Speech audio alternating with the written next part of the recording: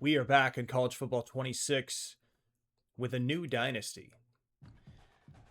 The Toledo Rockets look to take to the launch pad and soar as a rising program potentially under the helm of head coach Chuck Cross.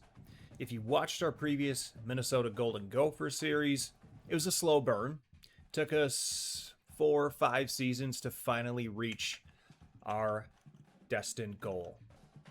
You could argue with the Toledo Rockets that we may have an even deeper hole to climb out of into relevancy, a much weaker conference in the MAC, and much more competition from the Power 4 schools when it comes to recruiting and the transfer portal itself. We're a G5 school. Starting out, we're not going to have a lot of talent on the roster, and we're not going to have a lot of persuasion and ability to recruit 4- and 5-star prospects right out of the gate. But we were able to do it in Minnesota. Can Coach Cross do the same thing in Toledo, Ohio? Now, why Toledo? I don't know. I like the Rockets mascot. Good, solid color scheme. Fun conference to try to build in. Being smaller, I feel like this is a school that we could maybe eventually move to the Big Ten, maybe the ACC. But this program has potential. And they've maintained some level of relevancy for a small school for a number of years, but obviously not anything remotely close to a national powerhouse. This is likely to be the last series we do for College Football 26, with College Football 27 looming and around the corner. Now, in our last series, we chose Motivator, which, once leveling up, there were a whole ton of perks that were really useful. Really haven't played around with Tactician too much. I'm really thinking with this go-around, we may go the recruiter route, because we should be able to build up our recruiting potential more quickly than with Motivator. Now, this is not what Coach Cross is going to look like, but just a few things to go through. Offensive playbook. We do have a spread offense at Toledo. We're going to go ahead and run with that. A 4-2-5 defense. Allow us a little bit of balance. Going to make the linebacker play really important at the top end. We'll stick with the Minnesota alma mater. We'll go with Ohio Pipeline. I know that's maybe a little bit of a shortcut, I suppose, but so be it. The demeanor will be intense. Coach Cross is intense. That'll never change. Stance, hands on the knees. That fits intense demeanor. And adaptive AI. I mean, ground control doesn't really make a lot of sense in the spread offense. We can certainly run the ball, but we'll go with Mad Scientist. We could probably be aggressive with no huddle. Out of the spread, I do like that a little more. We'll up the offensive aggression because of the spread offense. Let's go to a 75. Defensively, we're going to keep that really aggressive too. We're going to go all the way up to an 80 with that. We're going to try to make big plays with our defense. I'm still disappointed that there's no, like, horseshoe balding hairstyle. This is about as close as we can get. Between this one and 26, but we'll go with 101. The gear is selected. Pretty clean look for a modern coach. Now you can see historically, before Coach Cross was brought in, a pretty solid run here for Toledo. 2022, they won the MAC. Won a bowl game, 11-3 in 2023. 2024, an 8-5 finish. I mean, this is not a bad run. Went from 7-6 they built. They just needed a change to get them to that next level. That's what Coach Cross is here to do. But really, I mean, dating all the way back to 2010, it's been really solid. 2019 was the last season in which they finished below, or I should say at 500 and not greater. Prior to 2010, it was a rough run of about 4 years. So, a pretty good trend line. And Coach Cross is here to take them over that that trend to get to 12 wins, and obviously a college football playoff run and victory would be massive for this program. Okay, I want to go through the roster just to get an idea of what we have, the age of these guys, and that should help guide our recruiting a bit. So, returning at quarterback, Tucker Gleason, a senior, an 85, not bad. Not going to be super mobile, 79 speed. The backup even worse. We do have a redshirt freshman, but not a very high grade, a 70. And he also will likely look to transfer. So not much here. A true freshman, Walter Moses, probably somebody that we could go ahead and redshirt.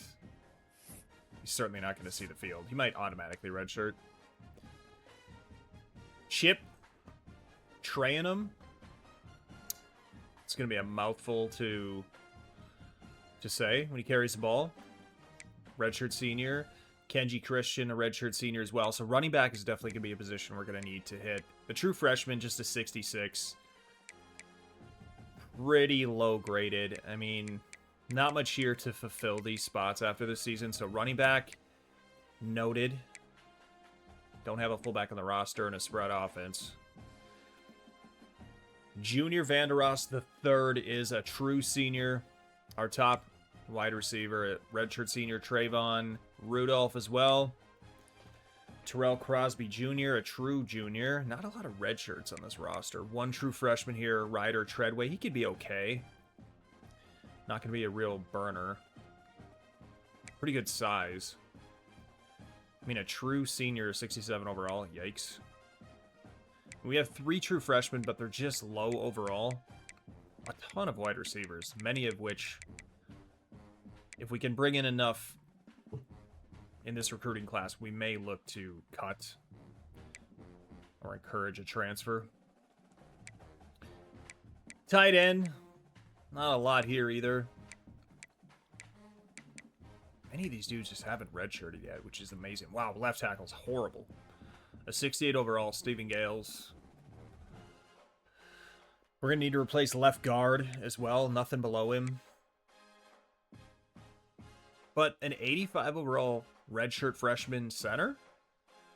This might be one of our best players. In Anthony Boswell. Right guard, we're going to get 2 years out of Ethan Spoth if he doesn't transfer.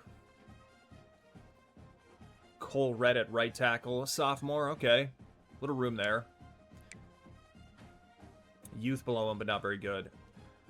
All right, Malachi Davis, redshirt junior at 83 at left edge. We have a true senior as well. Pretty good depth for this season. Not much coming up below him. Same can be said at right edge, but these guys just aren't very good. D-tackle, we do have a nice anchor with Martez Pointer. An 85 overall senior, so he'll be gone after this year. Again, not much coming up under them. These freshmen just really aren't good. A true freshman at Sam linebacker, Ricky Williams. Not very good overall.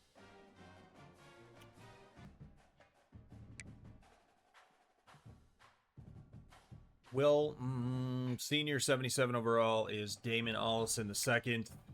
Chris D'Apollonia, a true sophomore. He might win that job. It would make a lot of sense to start him now. Corner's okay. We have a redshirt senior. Andre Fuller is an 85. Nasir Bowers, an 84, a true senior. And then Avery Smith, another redshirt senior, an 84. We do have a true freshman, DJ Kelly, that's a 71. That's okay. Potentially, depending on what his development trade is. But maybe our best player, Emmanuel McNeil Warren, true senior, free safety, 93 overall. Really nobody in line to replace him right now. Braden Owls is a true junior at strong safeties, an 82. Dylan Cunanan?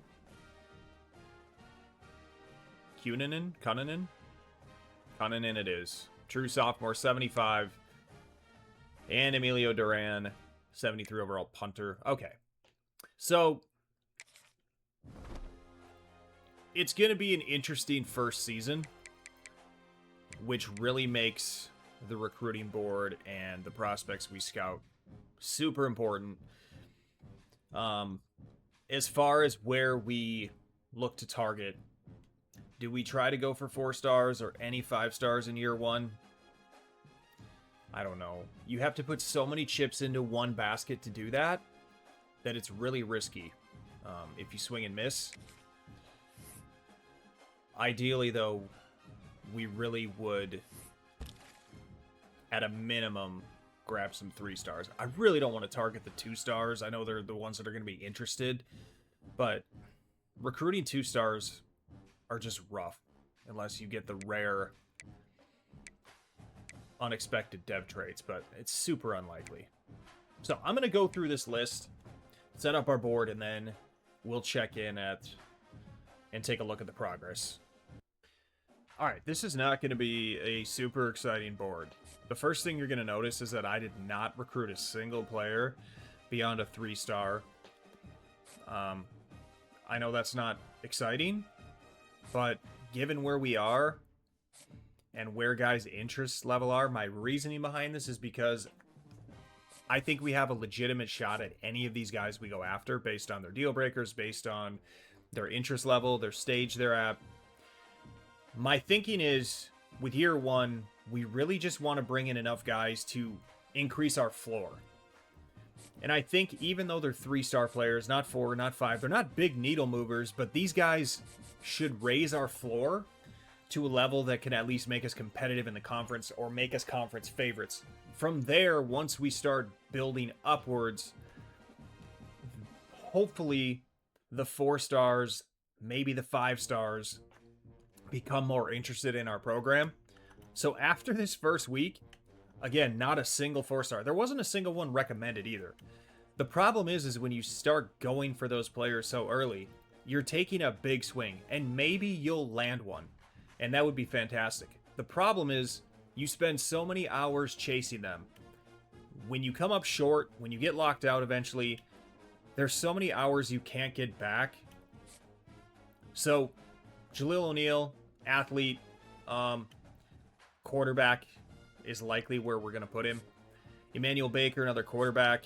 Dennis Stockton, this group, these are athletes, but I believe they're going to likely end up being running backs. Lonnie Nicholson as well. A lot of East-West playmakers here, so should expect hopefully good athleticism, quickness. Maybe not high-end speed, but Doug Butts, love the name. Couldn't pass it up. Another running back prospect. Then we get into wide receivers. Billy Azealia. He's a speedster, archetype, really skinny, 173 at 6 feet. But hopefully he has some good top-end speed. We'll see. Trevonte Abrams, another speedster, 6'2", 178. Again, tall guys. Obviously, probably not real big frames, but Thomas Ferkser, who's a gritty possession receiver, it makes sense. He's 6'1", he's 202, a little bigger. Edward Pound, 6'2", 188. More of a gadget type, which is interesting at that height. And then we get to tight ends. John Lincoln, a vertical threat. I like the idea of getting some guys here that can really catch the ball in a spread offense. We don't really need big-time blockers. Pure possession guy in Logan McLean. Nick Gannon, a right tackle. Could play left or right tackle, I'd assume. We're really weak at left tackle right now. Now, the thing I don't like with Gannon is he is a JUCO junior. But, again, we're just looking to raise the floor. Fatilier Casatati, another tackle. Prospect, 6'5", 294, big boy. Cortez Cantrell, another pass protector, 6'4", 298. Again, these are all 3 stars. Didn't put a single 2-star on our board either. It's worth noting. All 3s. Dylan McKee, right guard.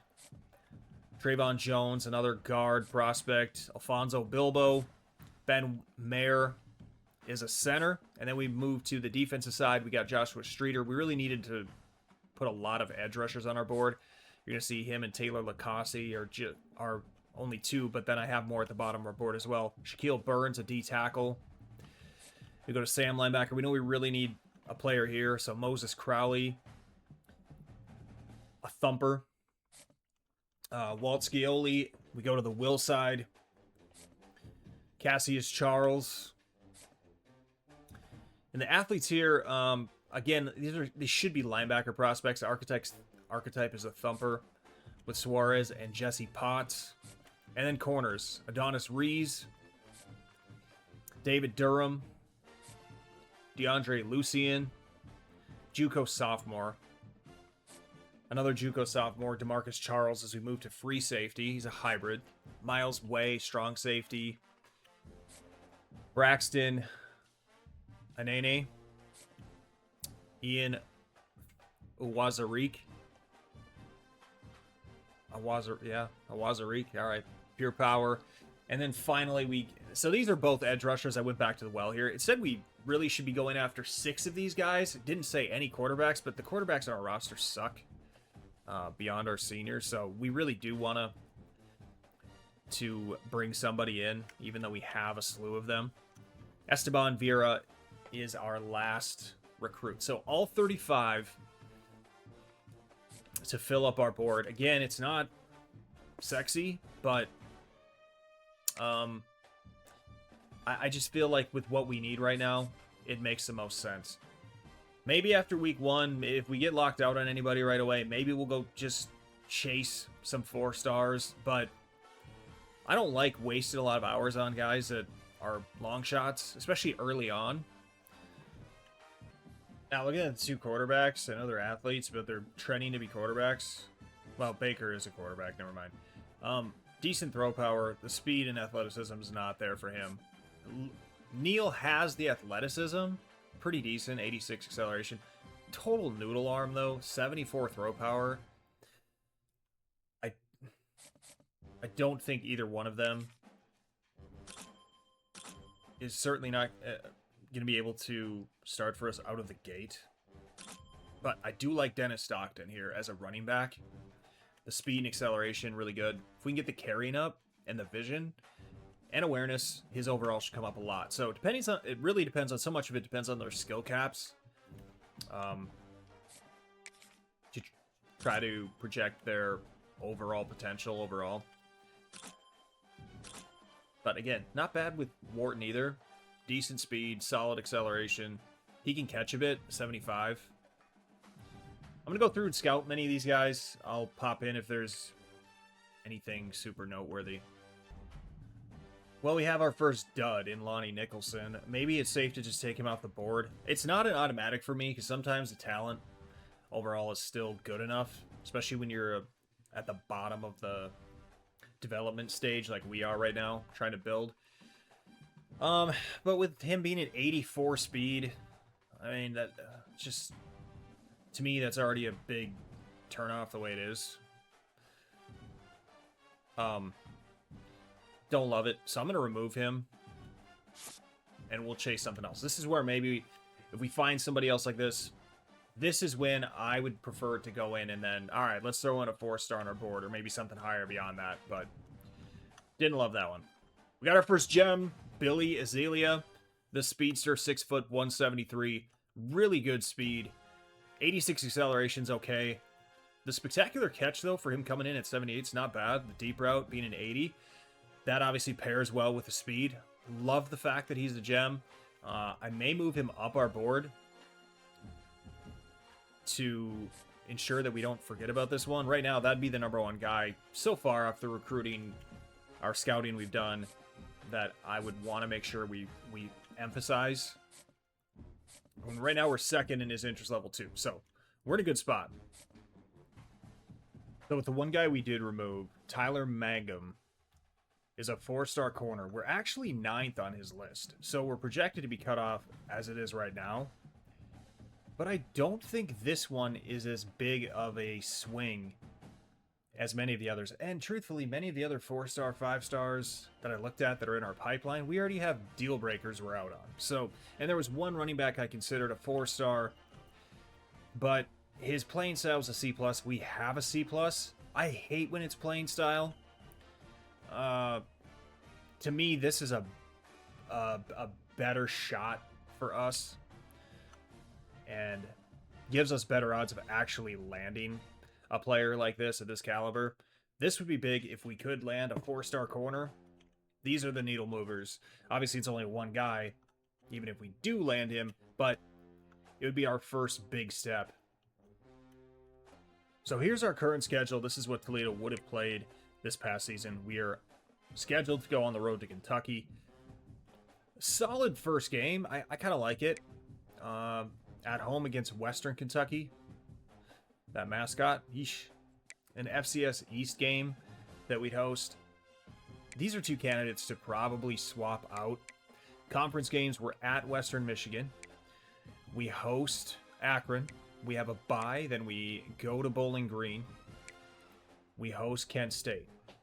They were 0-12 in 2024. Another non-conference game. We would go on the road right now in the middle of our conference schedule to Washington State. Might leave that one. Another bye. We're open week 10. Then we come back to our conference schedule again. We host Northern Illinois. We go on the road to Miami, Ohio. Big rivalry game. Is that even considered a rivalry? It's in-state. It should be. We host Ball State. And then we go on the road to Central Michigan. Maybe play for the MAC Championship Week 16. So I think the game I want to swap out for sure, though, is FCS East. I just don't know that I have interest in playing an FCS school right now. And I don't know if I want to go to Western Kentucky either, or host them, I should say. So these two games, I think, to mix things up a little bit, are the two that we're going to target. I mean, this is a solid opponent, really, to start the series. They were 8-6, but I want to shake it up a little bit. We don't need to play two Kentucky schools back-to-back. But I'm leaving the road game against Kentucky. Okay, decisions been made on week 2 and 3. Week 2, this should be a fun one. North Texas will host. They were 6-7 in 2024. They should be a little bit better than us overall right now. I think that'll be a pretty evenly matched game. And then we're going to host South Alabama. They're pretty low overall. I think they were like a 69. But I like swapping that in instead of the FCS game. Just gives us a little bit more strength of schedule. So that'll I guess round out our schedule. So Kentucky week 1 will go on the road. North Texas at home. South Alabama at Western Michigan. Home against Akron. Bye week at Bowling Green. Host Kent State. Go to Washington State. Bye week. Host Northern Illinois. Go to Miami, Ohio. Host Ball State. Go to Central Michigan. And then we'll see. Well, good news with Azealia. We've made his top 8 cut. And we're still 3rd in his interest. Actually, I think we were 2nd before, now we're 3rd. But you see, some of these players are at risk of losing. Championship contender, we're at D. I mean, if we could win the conference this year, it would go a long way. Brand exposure, same. Conference prestige, not much we can do there until we improve overall to help raise the conference. By that time, we might look to leave anyway. But again, our recruiting update, Billy Azealia. That's not right. Is he Billy Azila? We're going to the Zila. Azila. He's reached his top 8. We're 3rd. I like where we're at. So with Azila, Western Michigan jumped to 1. They did offer a scholarship, but still, I like that we're 3rd. We're doing okay here. But Mangum, I mean, this is what we talked about, 4 stars and above. You know, you have Syracuse, Pitt already offering scholarships. LSU is within his top 8. Notre Dame, Georgia, Penn State. I mean, as soon as they spend some time, it's going to make it tougher for us. But again, we have an outside chance at least with him, so it's not out of question. We are going to spend 50 hours on Azila and Mangum. These are our top 2 guys right now that we really want. Probably going to have to be more strategic for the rest in order to be able to spend any time on many of these guys on the bottom of our board. Otherwise, we're going to lose many of them very quickly. But there definitely is a point of being too conservative too, and falling behind the 8 ball with some of them. Okay, so we've spent all of our hours for week 1. The only 2 players I didn't get any hours in are Wuzarika and Vieira. I did remove 1 2-star safety from our board. and I put 5 into Way. So a lot of these guys only put 5 or 10 hours, and the reason is because we're already within the top 8, and many of these guys are in their top 10 stage. So as they're narrowing things down, Burns is one we're probably a little bit of a risk of falling out of the cut line for top 5. But I mean, he's really not that close to narrowing it down to 5 yet, so we should have a week or two at least. I did offer 1 scholarship. Who did we offer? I can't even remember now. We offered on 1 player that we were first in interest. Was hoping for that instant commitment. We didn't get it. It was Lucian. He's the JUCO sophomore. But even just those 5 points offering a scholarship should keep us there, hopefully, for the week. We got some work to do. I mean, I didn't go... You can see, like, this seems super conservative. A lot of 10 hours. We went a little top-heavy, though. But casting a little bit of a wide net it could certainly blow up in our face, but it'll be pretty telling after this week kind of how this path looks for us. Okay, well, we're locked out on Miles Way. Strong safety, but Dennis Stockton, we moved up to 2nd. Running back. Dylan McKee, we are up to 3rd. Alfonso Bilbo, we moved up to 3rd as well. He's a right guard.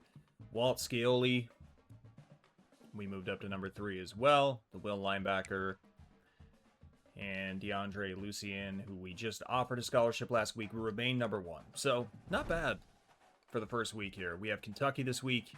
We're going to go ahead and play that before we do any more recruiting. August 30th, 1 p.m., we're on the road to Kentucky. You can see they're an 82 overall. Better offense, better defense, and we are not familiar with these guys at all yet. So we'll see how this team plays. In this series, we are just going to do key moments. Let's go ahead and go through the uniforms. I think we're just going to go with Kentucky's primary. They do have the black alternate. It's not bad. I think we'll go all blue for Kentucky this week. And for us, the only thing I want to remove, I do like the navy pants with the navy helmet, but I think we'll go white pants just because they're wearing blue. We do have a white helmet, so we could go blue out versus white out. All right, I like it. Here we go. Now, Coach Cross and the boys. First game of the series. We are going to also leave things on Heisman. Sliders I've adjusted a little bit with what I've seen online. Very similar to what I ran in the Gophers Dynasty as well. If you watch that series at all, it's not going to be easy. Also haven't played this in a while, so I've kind of lost a feel for the controls. Have played Madden 26 recently in a franchise that I do with one of my friends, but haven't played College Football 26 in a number of months, so this could be an interesting first game.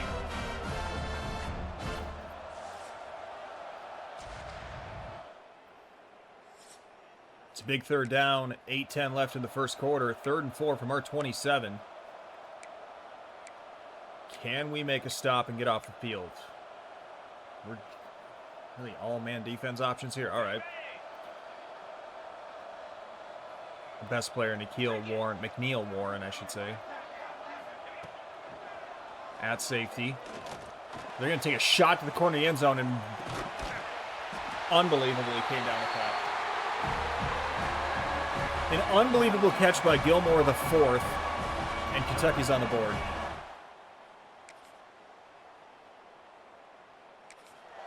It's another 3rd down at 7 from our 40. That was a painful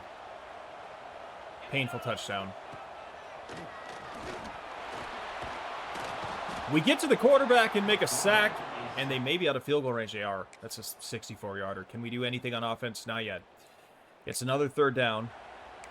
A 3rd and 5 from our 33.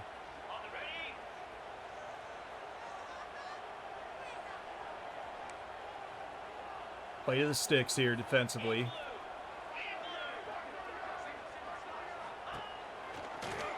They beat us on a quick slant, and that's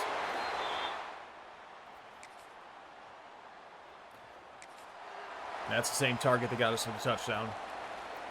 It's 2nd and 8. They have 9 first downs. We have just 1 thus far, so the offense is really off to a slow start. Trying to make it 3rd and 3. They pick up 5. McGowan has 10 for 70 today, so he's having success.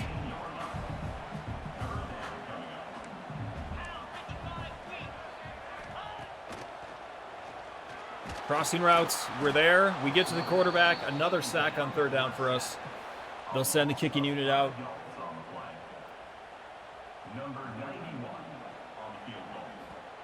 I mean, if we don't give up that touchdown, it's a 6-0 game. Now it's 10-0. Still within reach, but we need our offense to do something. And we finally have a moment here on offense. It's a 3rd and 10.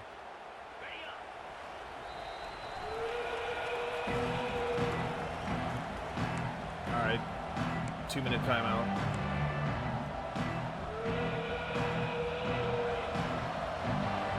What can we do on offense?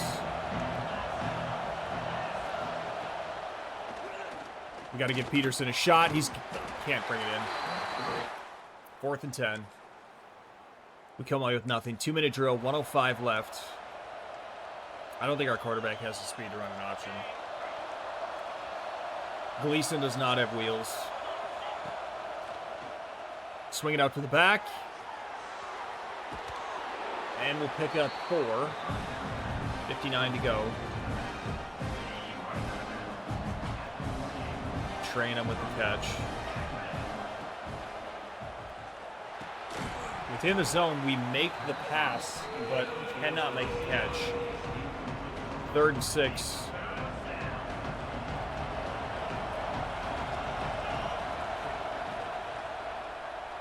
Another slant. We got the man this time. Crosby picks up the 1st down. We're going to go no huddle. Clock will momentarily stop. We're not going to go no huddle, I guess. I was holding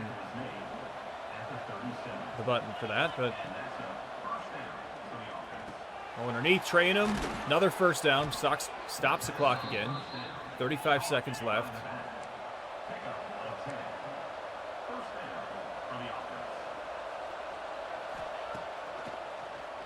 Take the safe throw. That's Peterson. Another 1st down. 26 seconds. We're into Kentucky territory. We have 2 timeouts left. The clock starts. Patient run. Train him. 18 seconds. We'll use a timeout.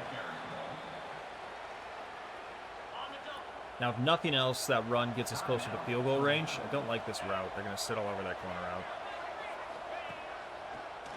I'll throw to Peterson. Another 1st down for us. We'll go no huddle. 12 seconds.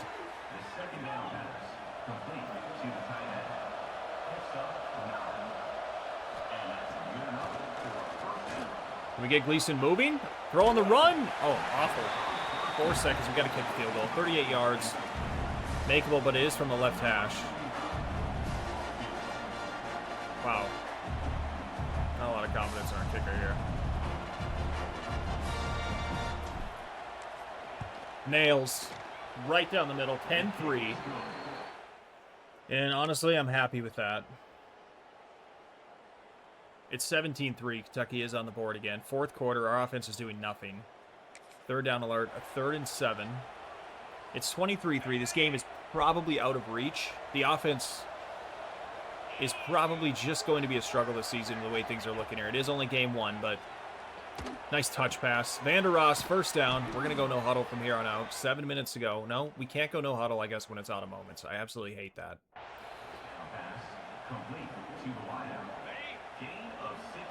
So the clock runs. Another catch. Gleason crosses 100 yards, finally. Midway through the 4th quarter. Stepping up in the pocket, going to take it himself. Gleason picks up 5. It'll be 3rd and 1.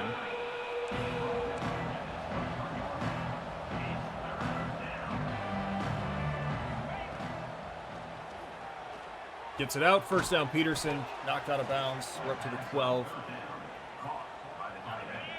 I mean, at this point, just getting into the end zone would be good for us.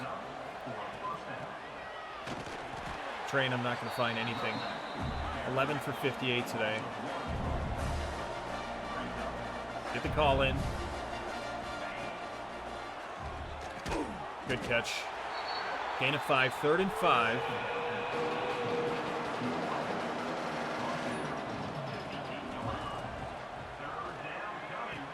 Traina makes a play to the 1, 1st and goal.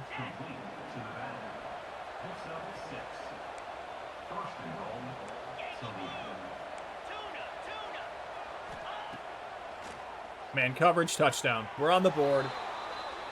I don't know why we're celebrating down 13, but you know what? It feels good to get to the end zone.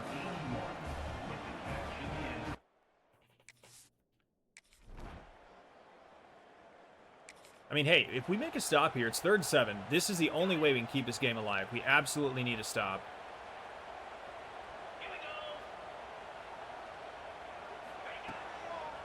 Can we get there? Smith gets there in a hurry. He's got a man. Unbelievable.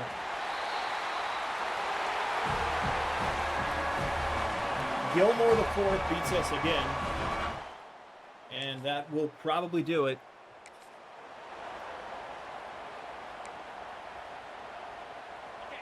I mean, 2 brutal 3rd down bombs we give up are pretty much the story here today, other than the fact that our offense just didn't generate anything when we weren't on the field. Gleason threw an interception earlier, too. I mean, he's feeling it now, but it's a little late. Peterson can't haul that one in. 3rd and 5.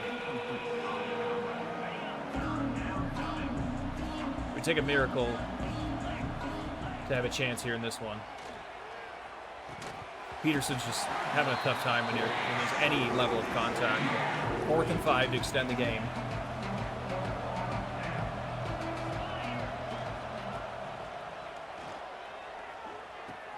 Rudolph will pick it up. Game extended.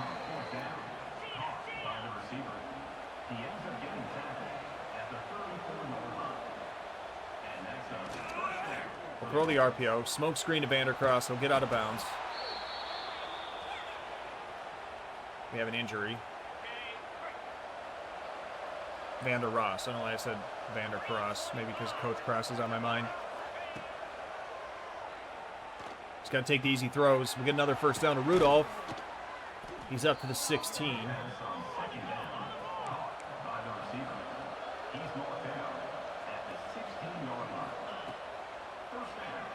Gleason stepping up. He just doesn't have the quickest, but he throws a guy off him. Unbelievable. 2nd and 5. Get this off before the 2-minute timeout. Let's go, let's go, let's go. We don't get lined up quickly enough. Just make the substitution at this point. Our backup guards are probably better than our starting left tackle anyway. The clear out to Peterson. Makes the guy miss. Gets inside the 1. His 5th catch today. We're at least making this game respectable by getting on the board here again. And we will. We're not going to celebrate. We have more work to do. We need the onside kick. We'll try it. I mean, it's a 2-score game. We do have all 3 timeouts.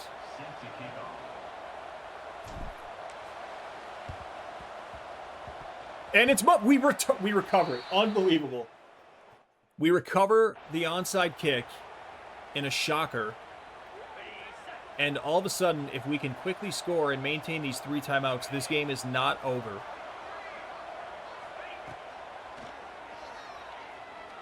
They're in zone coverage. Peterson makes the catch. We need to go quick.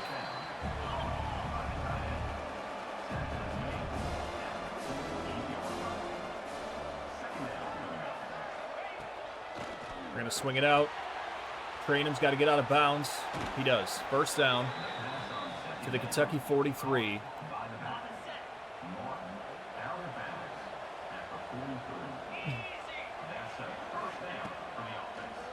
Got to go underneath again. crane him.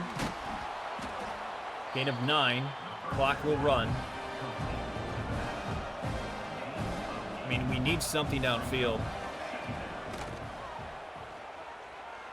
We've got a man. That's Peterson. First down to the 19. He's having a nice day. I mean, he's dropped a couple, like we mentioned, and he's been hit. But Gleason's had a pretty nice second half as well.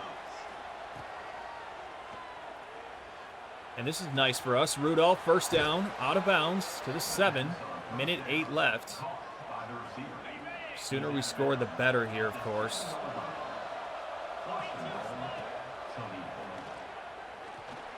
We get it out, fortunately. Clock stops.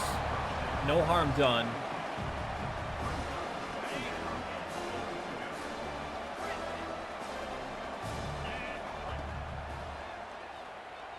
Gleason's going to take it himself. He's in. Gleason with the grapes. And the Rockets are back on the board. Now, do we go for 2? We're down 8. You just never know. We're going to try it.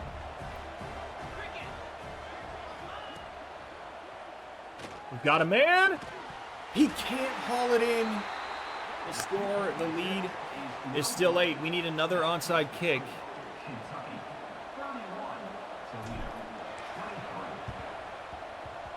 They recover it this time. We still have 3 timeouts. We could have kicked it deep. But if we can back them up and get them out of field goal range, we'd have a chance. We cannot give up runs like that. Gain of 6.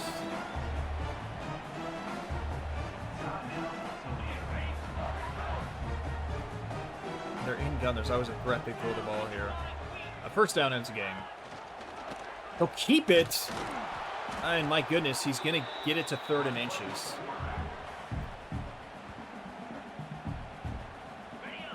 We have to commit to the run.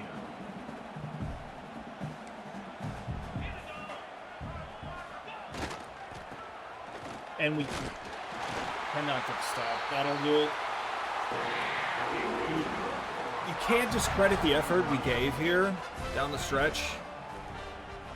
We weren't expected to win. I would have loved to have at least had a chance at getting a stop.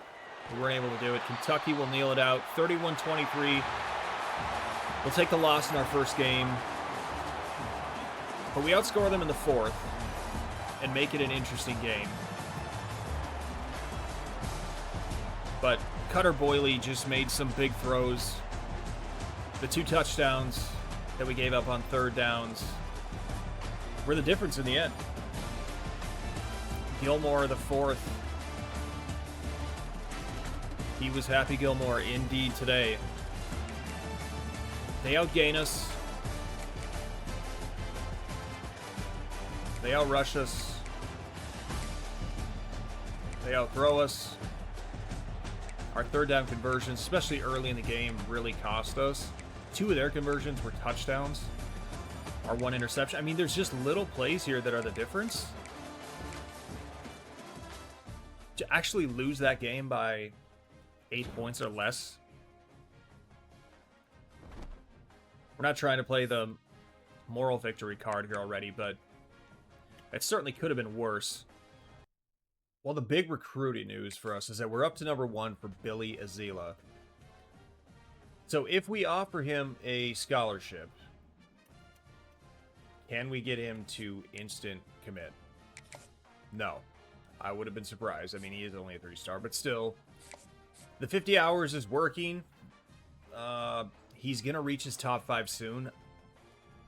Now, the question becomes, do we ride it out by sending the house? Or could we afford to shave some hours and get some time back by going down to 25, maybe 30? Western Michigan is pushing as well. But I don't believe they're going for a full 50.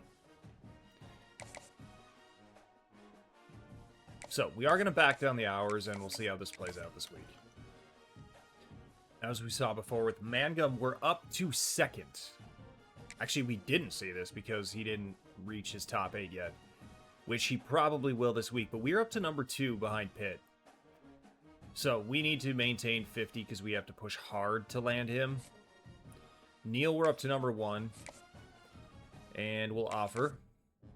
We really want those instant commits. We're not going to get it, but because Ohio is probably offering just as many hours, or spending just as many, I keep saying offering, is spending just as many hours on him, we'll probably stick with 25. I think we're okay here with 10 with Baker. Stockton, we're up to 2. We'll ride out 25. Wharton, we're up to 2. We can also go 25. We're at no risk of being locked out on these guys. Butts. Doug Butts would be just phenomenal. We're going to go with 10 again. It doesn't even look like Northern Illinois used any hours. Abrams, we're up to 2. We can afford to go 10 again. We're up to 1 for Ferkser. We'll offer. No commitment. Same for Pounds. No commitment. Lincoln, we're second. I think we're okay here. Same.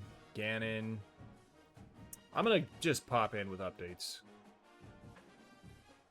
Moses Crawley, the only Sam linebacker that we're pursuing, is probably reaching his top 8 this week. We're not in the top 10 even. I think it's best for us to get these hours back. Maybe we can look for another Sam linebacker. We could also offer, and a couple of these guys we're number 1 on that we've yet to. Lacoste would be one of them. So we'll do that. But I like where we're sitting with many of these guys. The 10-hour play seems to be working well. At least solidifying ourselves in the top 5 for many of these players. Suarez we can go offer on as well. Still no insta commits. Would be huge to just save time by getting one. But again, just these little trinkets or sprinkles of hours is working out well. Charles here at free safety, we're probably at risk of being locked out, but we might have an extra week. Maybe we can sneak in with Vieira.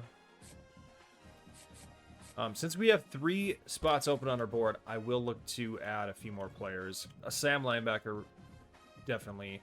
And you can see we're suggested to target another D tackle, 4 more outside linebackers. I guess the Sam counts for that, of course.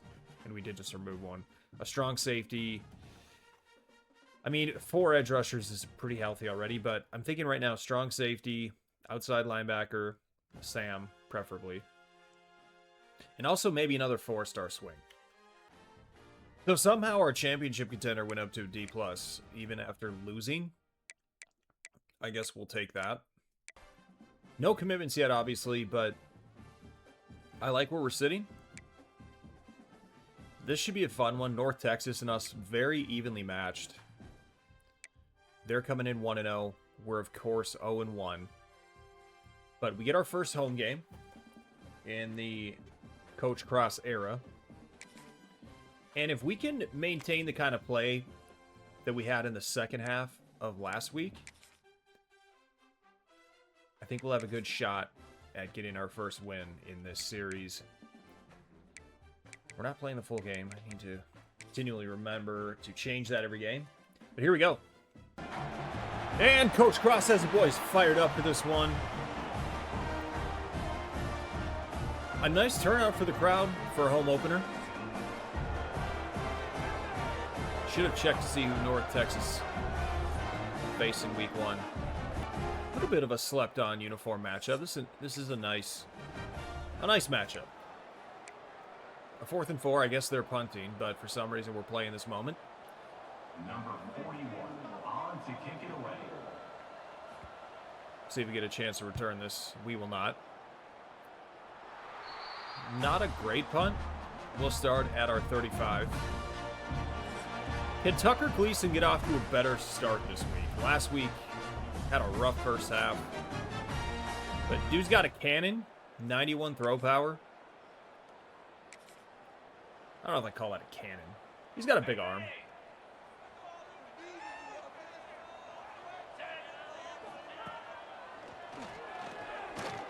He likes going to Peterson. Peterson comes down with that one. It was deflected. We'll keep going here. I'm not sure why they gave us one play and then tried to pull the rug. First down from the North Texas 42. And Trayanum.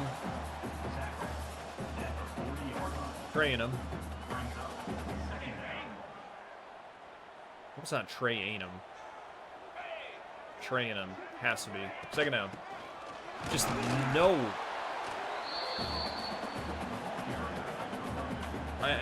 No blocks, no room on that left side. We just let the linebacker come in freely, and it'll be 3rd and 7 as a result. Texas route, Trayanum involved again. Picks up the first down, extends the drive. We're going to try a read option with Gleason. I just don't know if this is really in his arsenal, but you know what? We'll try it. We're going to give. Trayanum. Can't find any room. We're not getting off to a great start on the ground here.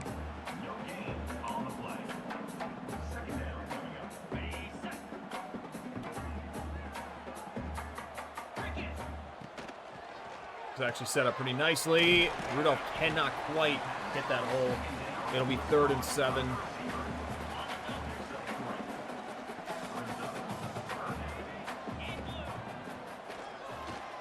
We're going to take a shot. Rudolph comes back for it. Cannot reel it in with the contact. We'll have to settle for 3.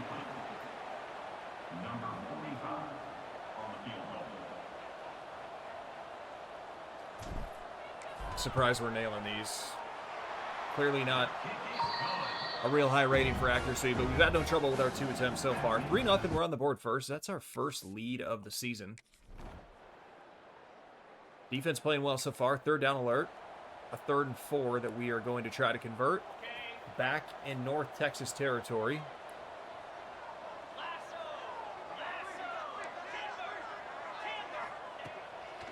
Changes here. We've got our man. First down to Rudolph on the crosser. And we'll extend the drive. We'll take it over from here. First quarter winds down. Had to get the ground game going. Train him. Finds a little more room this time. Just a gain of 2,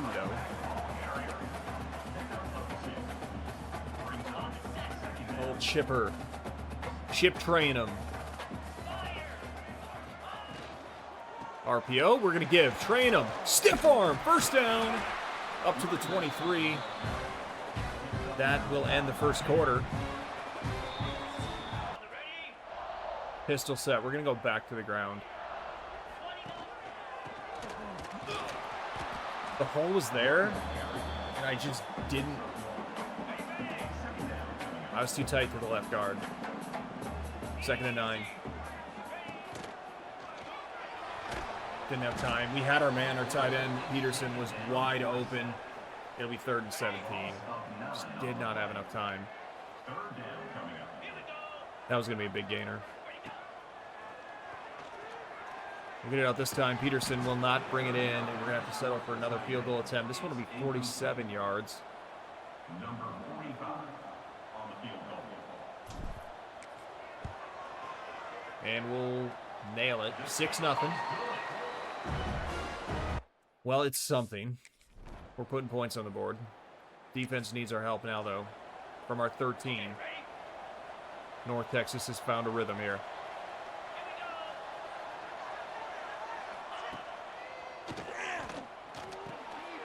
Catches made. Tackles made. Gain of 3. They're going to go no huddle.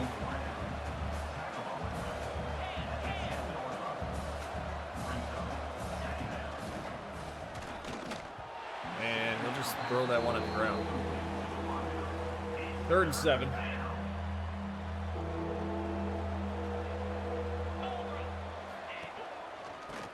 They're going to give, and he's got the edge. What is 37 doing? Wow. On a 3rd and 7. An unbelievably poor angle. 4th and 4 from the 50. We're going here. I mean, if you're going to throw me in for a moment, expect us to go. Did we get a safety? It's 8-7. We're up. Wow.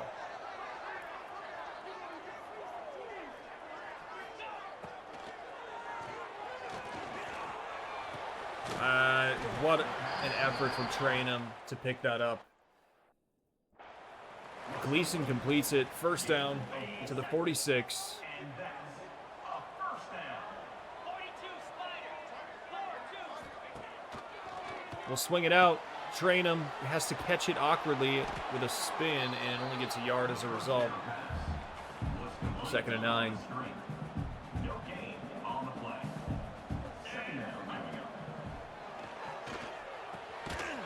And Rudolph takes a shot. Cannot complete the catch. It'll be 3rd and 9.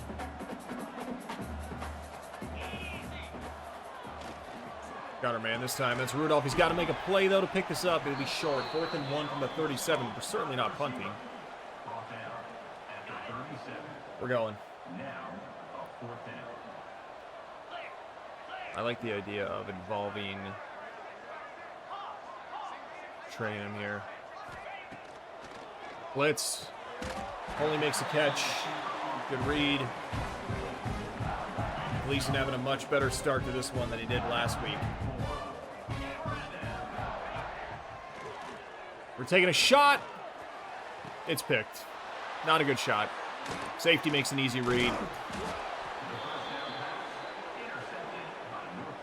I thought it was there. I thought pumping that guy off was going to open that post route up. I was wrong. He's all over that.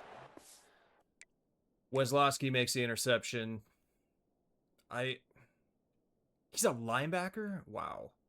So he drops back in deep zone coverage. Corner route's not there. That's where the safety went. That's why I thought it was going to be open. And maybe if I get this... I don't even think it's there if I get it out sooner. Really, the only throws here... realistically, this is our best option. Peterson's wide open. Clearly, this wasn't it. All right. Well, we did get the ball back. We got to stop.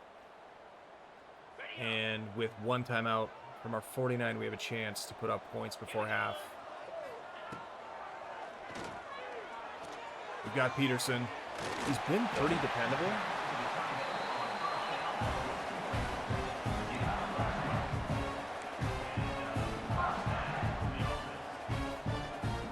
To the North Texas 39. Trainham. Having a nice first half. Gain of 4. 10 for 31. I won't say super nice on the ground, but he's feeling it right now. He's hot. Puff throw is made. Vanderos makes a catch. Vanderos the third. Up to the 17.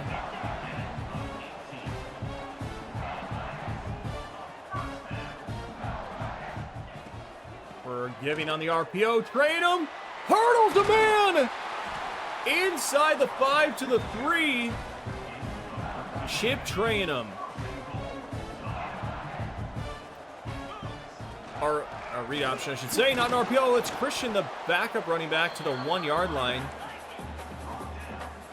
27 seconds, 2nd and goal. He'll stay on the field. He'll get the carry, and he will find the end zone. Shifty maneuver. And we'll extend our lead. 15-7.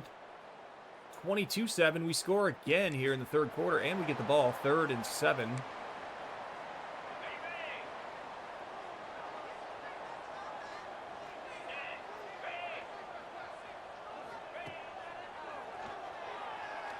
Gonna take a tough throw. Honestly, I'm just happy with that result. Complete to the line.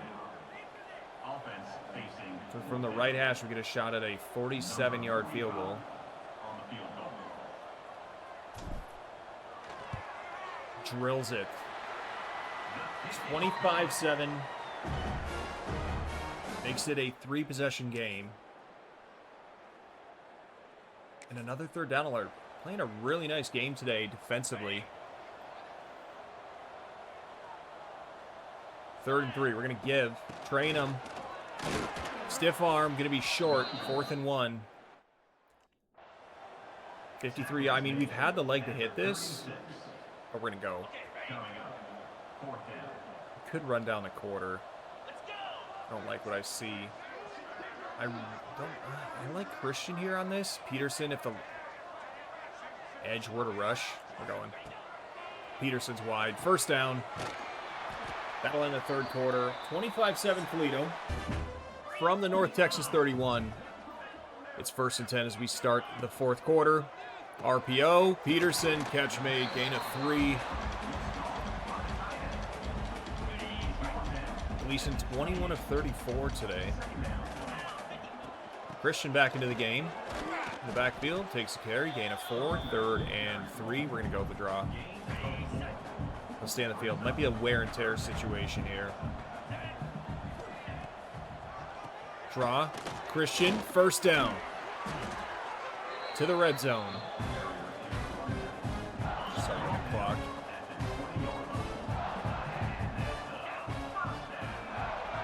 What is... So a right ankle for training him. Well, no need to risk an injury. Christian, gain of 9. 2nd and 1.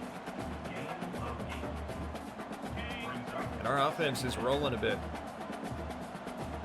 Holly the third. Oh, jet touch pass. Can't find the corner. Should have hit the gas. A little too patient on that one. 3rd and 2. We actually lose a yard.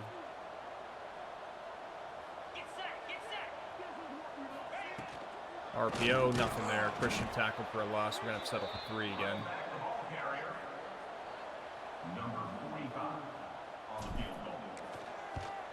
But an easy kick. 28-7. And we are in the driver's seat here in the fourth quarter. They're going for it on 4th. It's 4th and 10 from their own 34.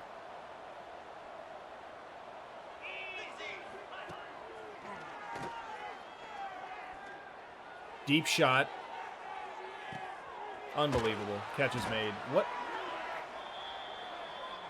We've done an absolutely awful job of defending the deep balls to start the season. They score. They're going for it on 4th again. It's 4th and 9. It's only a 14-point game now.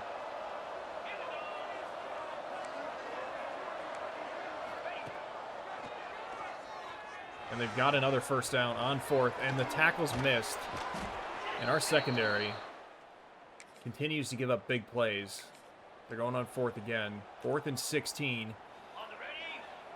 2:03 to go. They still have all 3 timeouts and the 2-minute timeout. But a long down and distance here.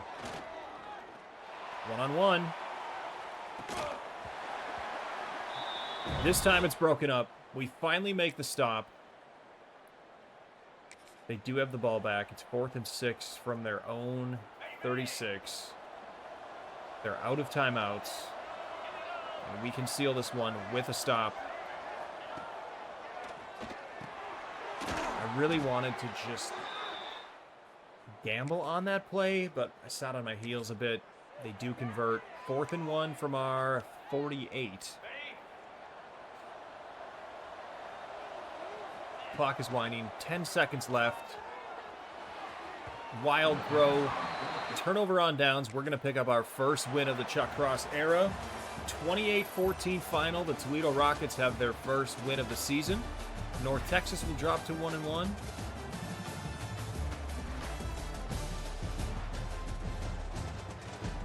Can't feel bad about that one. We had 310 yards of offense. 243 through the air. Just 67 on the ground. Gleason 23 of 37. Did have an interception, but a touchdown as well. Trainum 15 for 58. Kenji Christian 8 for 22 in spell duty. Tucker Gleason 10 attempts for some reason. Negative 14 yards. Obviously in college, sacks come into play as well, but not efficient. Jacob Peterson continues to be our leading receiver. He is a tight end, but thus far, leading the team. 7 catches, 64 yards. Did have a drop. Trayvon Rudolph, 6 for 48 today, a drop as well. Holly, 3 catches for 15. Vander Ross, 3 for 38. And how about Ryder Treadway? 1 for 62 and a touchdown. And he's a true freshman. Gotta like that. Now, we can also bring in Azeel. You can have 2 speedsters. Same build. Both underclassmen. Moving forward, that could look pretty nice. Since Billy Azila's reaches top 5, we can now schedule a visit. The options we have would be this next week against Southern Alabama. So plus side if we win. Better than Akron. We would have Kent State, which is not good at all. Northern Illinois would be the same as Southern Alabama. It's really our best opportunity, and the sooner the better. Do we have enough on lock, though? We really need playing time. We need to know. This is a dilemma we face. We don't have enough of his interests unlocked. But given that it's week 3, we almost have to go out on a limb and try it. If we don't and we miss on this week, we have to wait till week 11, which is just too far down the road.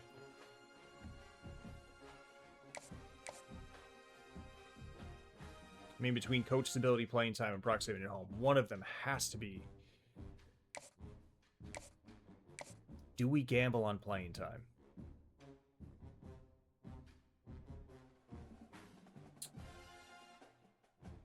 I think we're going to. We really have to hope this is it. If we miss on this, it could be critically damaging. Since we're now first for Emmanuel Baker, we can offer him. I'm okay with where we're at here. Nobody else is really pushing. He's not to top 5. Tavares Wharton. We can also offer a scholarship. We're sitting well here. We are first for Doug Butts. And Doug Butts, we're now first. This is the problem, though, with us sprinkling these hours, is we're just not unlocking their interest very quickly. That might catch up to us later. But I still think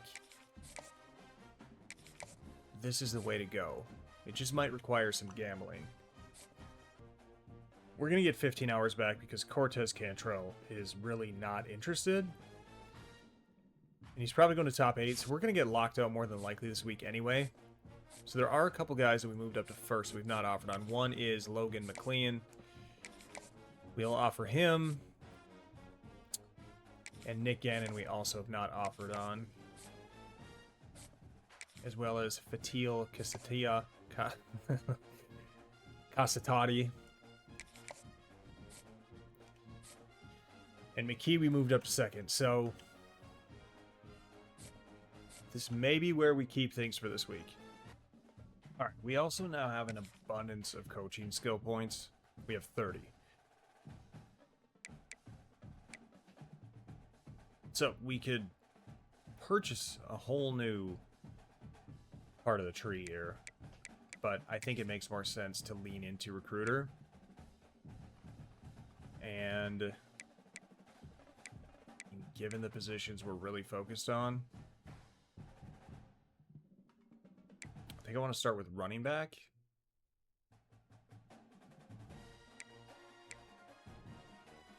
And defensive line. Now, right now, that's just going to give us the less time to fully scout, but the increased starting interest in the future could be nice. So let's do 2 on D-line, 1 on running back. We still have 6 points. We'll save those for now, and we're going to go ahead and advance a week. Now, we did get locked out on a few guys, which is going to open up some hours, which we really desperately need. But Billy is visiting this week. This one's huge. We have Jalil Neal down to his top 5, so we're probably going to set up another visit here. So three players have now reached the top 5 this week, but we're locked out on Esteban Vera. Kind of surprised by that one. Juan Fink we're locked out on. We have more that have narrowed it down to 8.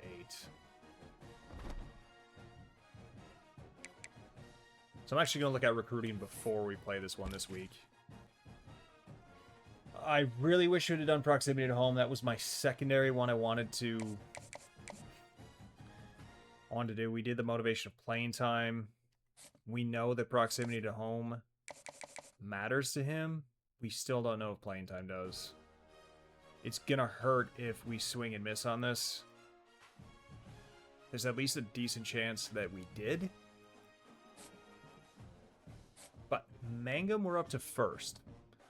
The only 4-star we're currently chasing. So we're going to offer him this week.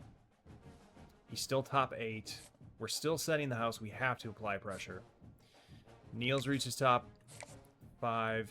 We're number 1. We can schedule him. Unfortunately, the only game that we get even a level 2 advantage is week 11. That's so far out there. And I mean, what do we know? We do know we have an A+ with him, so we're gonna do it. So proximity to home's a slam dunk. We'll keep 25 on him. We have 35 left to work with Stockton still second. I think we stand pat. Wharton we've offered, he's still top 8, but still top 10. Top 10. Berkster's at top 8. Pounds is at top 8. We have offered on all these guys. We've not offered on John Lincoln yet. And we have our first verbal commitment. John Lincoln, 3-star tight end, the vertical threat. I'm excited about that one. We have him fully scouted. The speed's not great, but he's fairly quick. Solid catching. I mean, once the awareness comes up and the route running improves, could have a solid player. So we get our first commitment from this class, John Lincoln, which opens up some hours for us too. And every hour right now counts. We did slip a little bit on McKee. Is it to the point where I'm worried about falling out of the top 5? Not necessarily. I think we roll the dice here. Save those hours. I mean, I like where we're at with everybody else right now. We can offer Ben Ware and Mayer.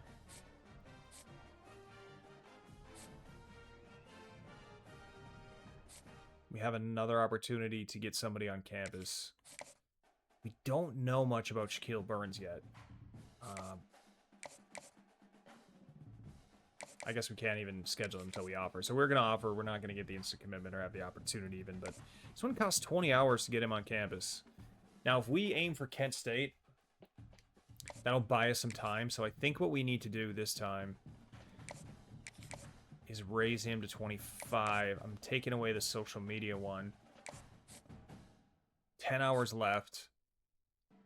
We're okay here. We can offer Cassius Charles. Just 5 hours left. We are top 5 now for Potts. We've yet to offer him, so we have to do that.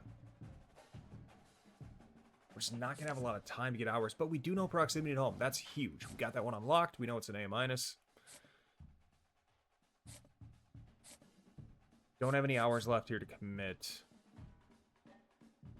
Now take Vera off, so we lose 2 more edge rushers with no hours to spare. We're really going to have to get back in on these edge rushers as soon as we can, because as it stands, we do have 2 that we're still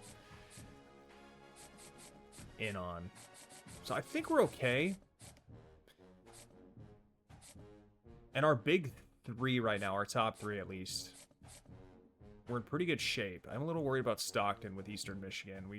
Once we get top 5, we're gonna have to make it a priority to get him on campus. But the defensive side of the ball is where we're a little bit behind right now. But Cassius Charles, as it stands currently, is pretty good. We might miss on Charles.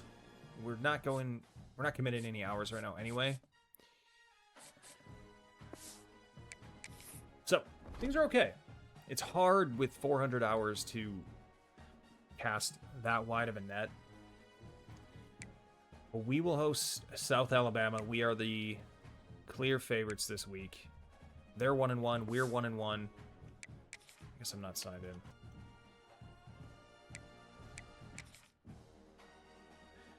Alright, we're going to mix up the uniforms this week. I didn't know this was an alternate we even had. You know what? We're going to run it out there. The blackout. I like this look for South Alabama. They have a lot of helmets. Here we go. The fans did not get the blackout memo, unfortunately. In College Football 27, I do think that is something that we have the option to now set before the game, which is great. A cold welcome for South Alabama.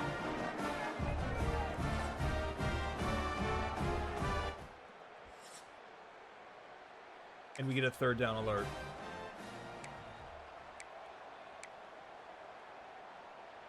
In Jaguar territory. It's 3rd and 2. This is a much different look with us in black.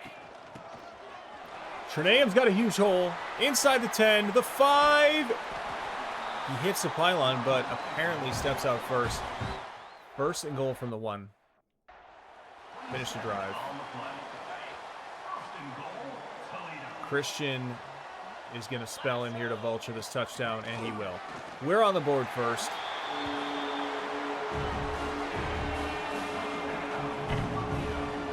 And the Rockets take an early lead.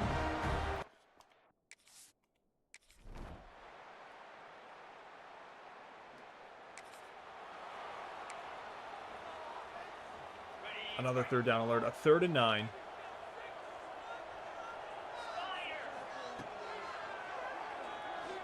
Good throw from Gleason. That's dropped. Could have been a first down. Instead, we'll punt it away, but we do get another third down alert. Was there a turnover here? No, they punted.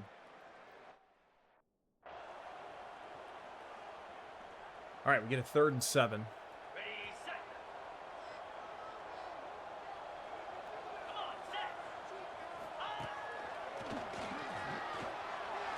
What I thought our running back was going to leak out, but it just never happened. All right. Still 7-0. And now the defense needs our help on 3rd and inches from our 15.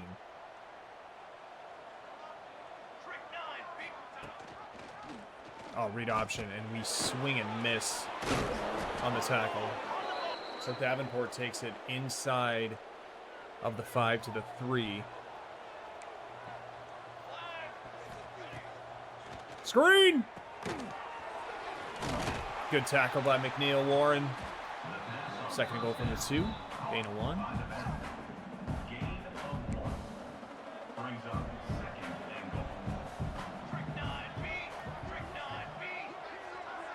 Trick 9. They'll give. We miss. And he's brought down at the goal line. Bullock is just short. 3rd and inches. Sneak, not going to get there. 4th and goal. They're going for it. Offense stays on the field.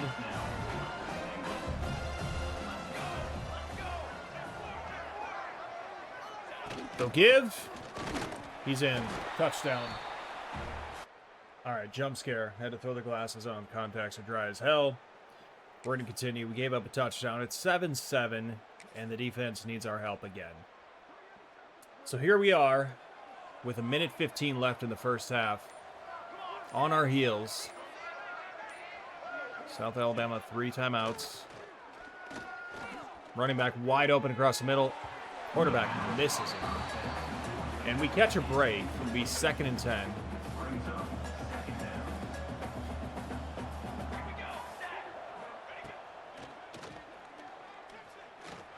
McNeil Warren goes all the way across the field to make an assisted tackle. It's 3rd and inches. We got a player down.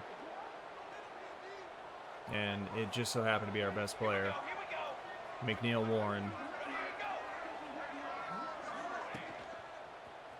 And we whiff on this tackle. No, McNeil Warren is out there, but he'll make the touchdown-saving tackle. But it is a first down for South Alabama. Could have made a stop, could have gotten the ball back. But instead, it's 1st and goal. I think it was Avery that got hurt on that previous play.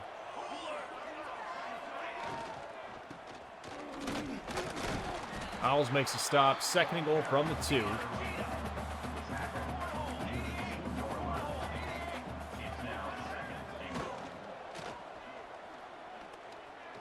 And what is our corner doing? I mean, I took that crossing route away. The corner decommits from coverage. I mean, can I get a look at that, please? What is this? I mean, we're taking this. We're there, we're there, we're there. What are you doing? Why are you leaving me out to dry? If you stay home, we've got this locked down. Where are you going?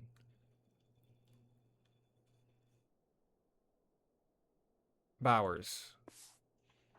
Brother. The kicker on for the extra point. Okay. Well, that'll make it 14-7. The kick is good.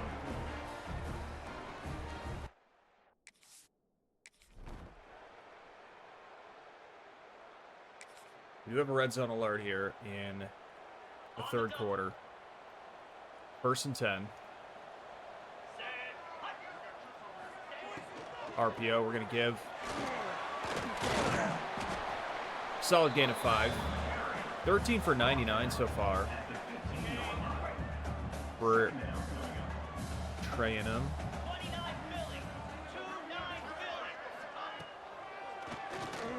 Play action gets him. Hawley the 3rd to the 5. It'll be 1st and goal.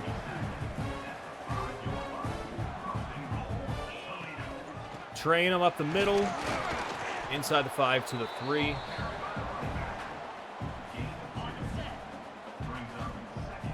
Second and goal. Jet sweep coming. No. It's a fake. It goes nowhere. The left edge is all over it. 3rd and goal.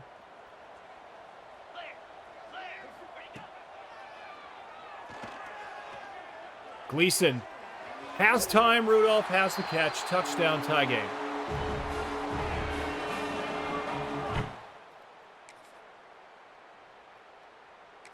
Big 3rd down. Got to make the stop. 3rd and 8 from our 36.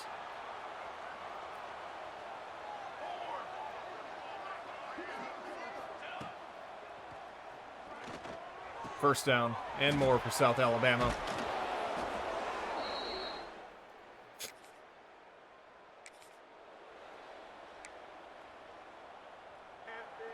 They're up to the 14.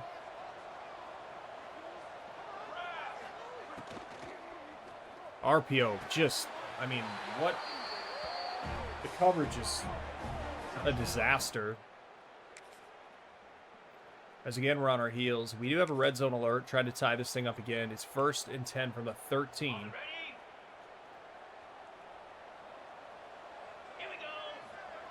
Draw to train him. Not able to shed that tackle. He'll pick up a yard. He's got 187 yards on the ground today.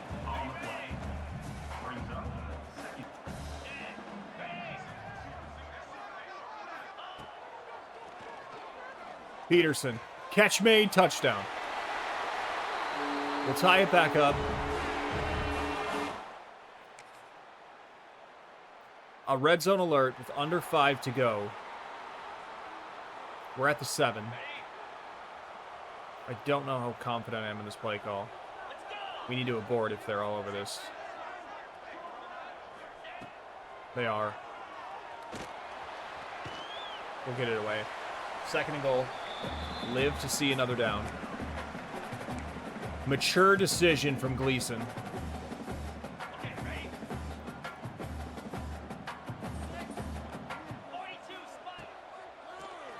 Peterson, wide open touchdown. Our most reliable target. And we're finally out ahead of the Jaguars. And we need to stop here. They're at their own 15. It's 1st and 10. South Alabama ball.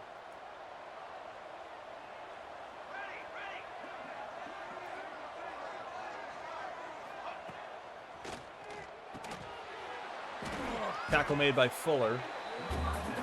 Gain of 7. Davenport just 11 for 34 today.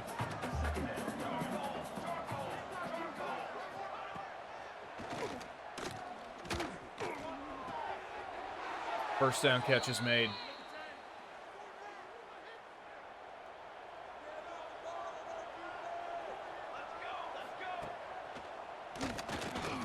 Pressure. Rolls left. He's brought down before he can get rid of it. Braden Owls with the sack makes it 2nd and 17. 2-minute timeout. They don't hurry back to the line of scrimmage.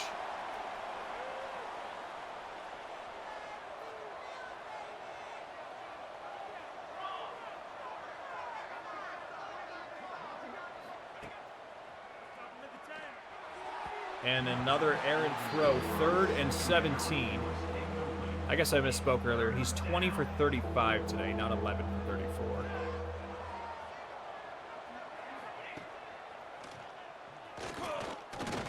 Ollison the second is all over that one. It's 4th and 9. They'll have to go. They do not hurry to the line. I didn't want to take Carter here. That one's errant. Almost intercepted by Fuller, but that effectively may end this. 1:24 to go.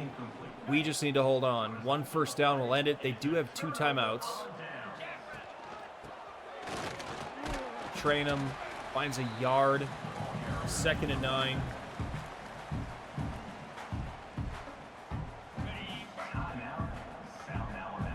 Down to their last timeout. We're throwing. Screen. Not a good throw. Trainum had to kind of stumble to make that catch. Makes it 3rd and long. Final timeout taken. We 3rd and 10. We'll run the draw.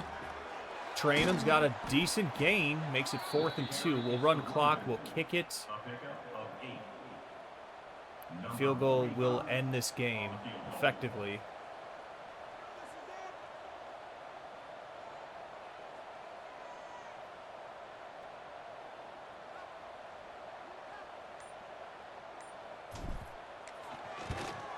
We miss it. Unbelievable. Oh, what a time for our first miss.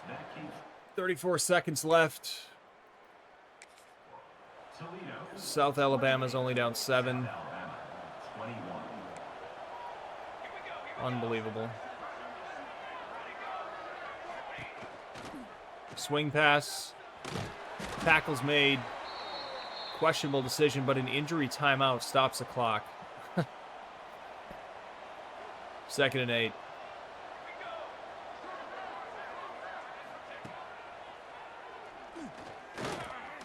He's going to keep it himself. Or is he? He'll throw it away. Somehow manages to stay behind the line of scrimmage. It's 3rd and 8. 24 seconds on the clock.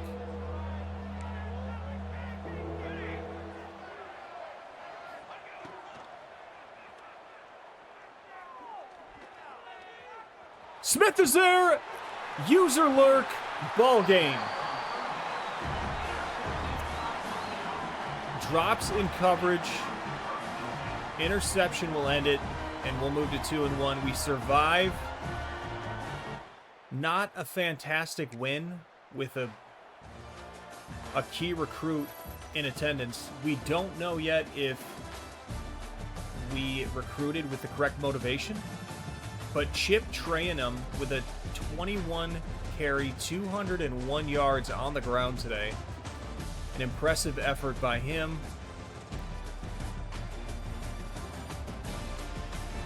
Not the most convincing win, but a win nonetheless.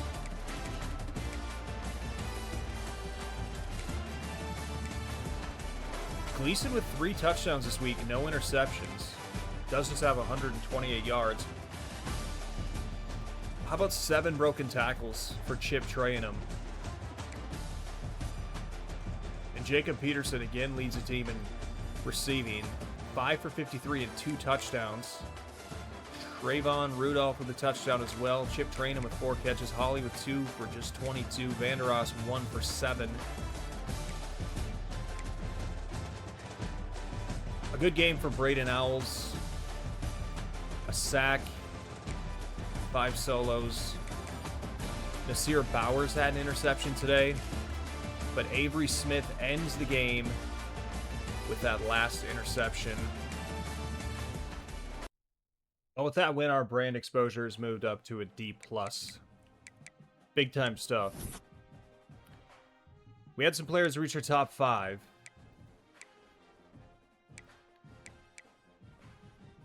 Top 8.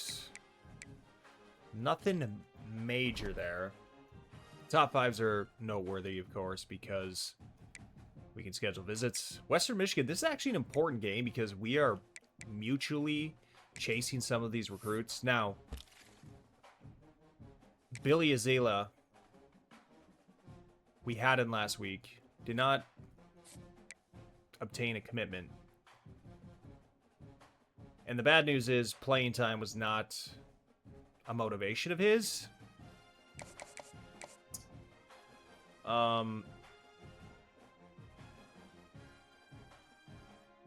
So, not great. We really have to hope that one doesn't cost us. And he's going to Western Michigan week 5. Not great news. We should have went with proximity to home. My gut told me that, but what do you do at this point? It is what it is, as the saying goes. Now, we're running into a similar scenario with Mangum, and we have to get him scheduled ASAP. I believe we're going to have to go week 5, just because we don't want to wait. But could we risk stretching this to week 8 so we know more? I think we're going to have to. The problem is, I don't want to schedule until we know. Now, the odds are... Keep going to the wrong screen. No, the odds are one of these 3, between playing time, pro potential, and proximity to home, are what we want. But without knowing for sure which, it's a little bit of a risky proposition. So what can we do in the meantime? Well, we can send the house. And instead, let's sway him so that we can ensure playing time becomes a more likely route here. And so I think our best bet is influencer. So that's what we're going to do this week. We won't schedule yet. We'll sway him. Now, Azalea, we don't want to just do friends and family anymore. We don't want to do social media anymore. We want to start selling harder. It's a little risky soft selling, but given that we're still out ahead, and assuming we can beat Western Michigan this week, let's soft sell him now on the things we know align with his interests.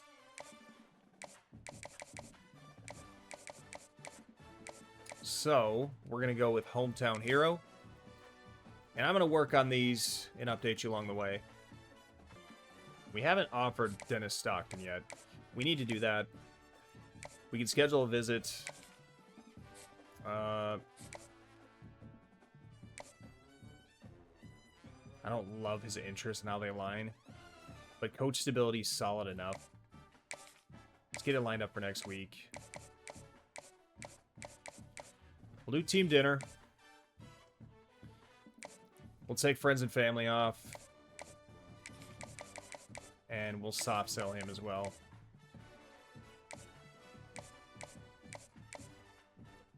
Okay.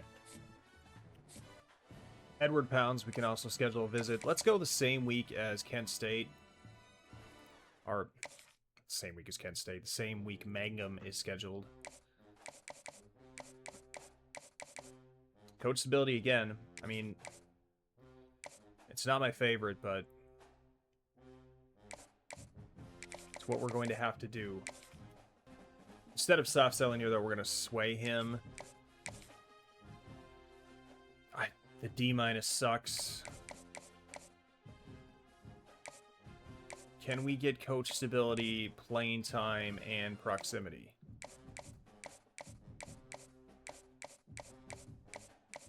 No. So unfortunately, we're going to have to live with this one. The D- isn't great, but it'll have to do. Well, with Dylan McKee, we have our first deal breaker. Playing style is not aligning. We're quite a ways off on this.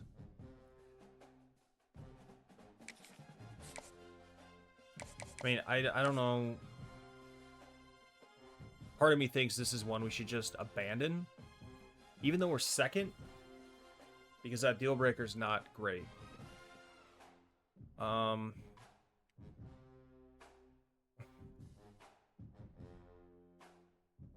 mean, it's just, again, the question becomes, do we continue to sink hours? I don't think we do. I think we pivot. So we're going to remove Bilbo. We're going to remove McKee. We'll look to add another guard to our board. Unfortunately, we're going to have to dip into the 2-star pool here. It's not great.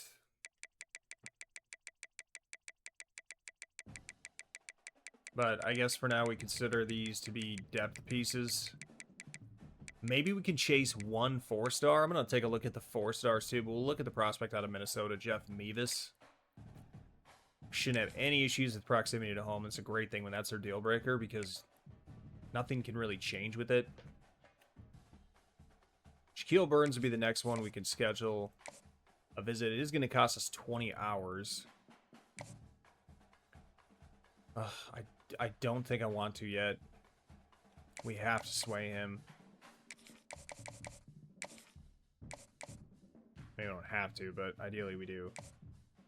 Playing style and playing time. And this is probably our best bet. So we'll go with the clutch. Let's give it a week before we bring him on campus.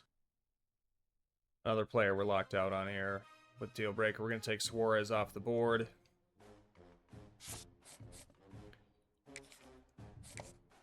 Jesse Potts, we have proximity to home. So we're going to push that one up to week 11.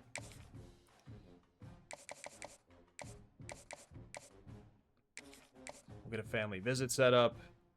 We're still second. I think we're okay with 5 hours. That'll save us a little bit. We're going to have to make a late push for DeMarcus Charles. Right now we're 9th. He's at his top 10. He's probably going to narrow it down to 8. So our best course of action is to probably offer him. To really have any chance, we got to go a minimum of 10 here. Hopefully that's enough. I think we have time for a Wazariq. But we can go 10. We have 5 hours left. We're 4th with Josh Awe. So we'll use our last 5 on him. Fortunately, Morse and Mevis we can't do anything for. I mean, Morse, we're probably out. Let's just take him off.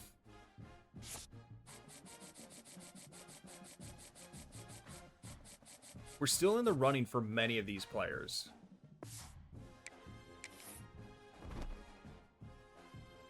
So big game with Western Michigan. We have 16 coach points again. Let's go ahead and spend some. Quarterback's going to be important. We have 8 left. Let's go second tier with running backs. A lot of this might show up in our favor next season. We'll go on the road. First road conference game. Western Michigan. A lot at stake here because of recruiting. It's a brownout for Western Michigan. Don't like the throwback. We go gold lids and Certainly not gray. Gold pants.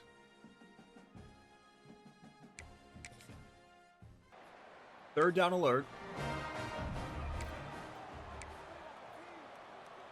3rd and 1. Let's see if Chip can pick this one up. They're really stacking it. We might have to audible out of this.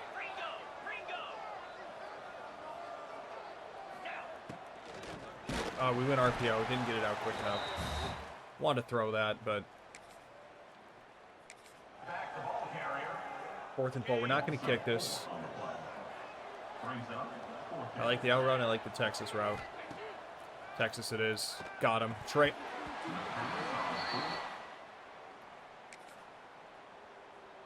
Okay, red zone alert. We'll forget that happened and move on. 1st and 10.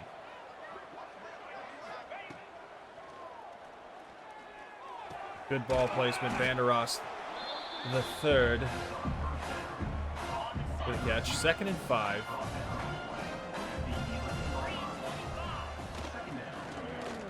Train him. Big hole touchdown. Fouls his blocks. Great downfield block to finish that one off. And we're on the board first on the road. 7-0. Big 3rd down. 3rd and 9.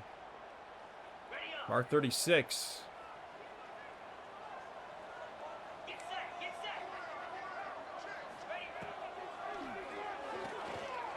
They'll drop it down underneath. That's going to be short. Well short. 4th and 7.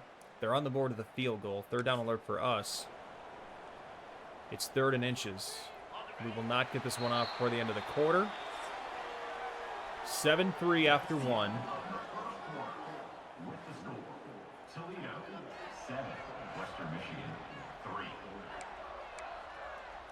Do I dare go speed option? With our non-speedy quarterback? We do. Pitches it, train him, gets just enough. 1st down. Extends the drive. 3rd down alert, 3rd and 1. They're stacking the box again.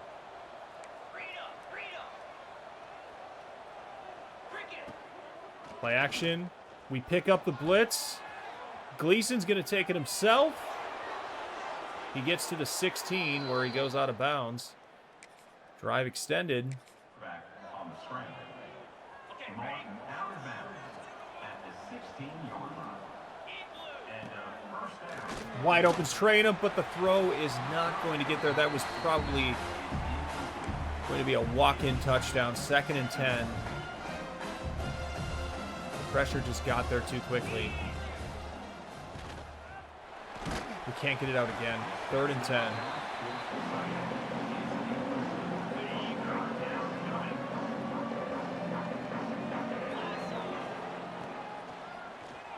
Train him. Chance to redeem himself from earlier. He does. Knocked down at the 1. Just shy of the end zone. 1st and goal. Peterson in motion. Hand off, train him. Short. 2nd and goal.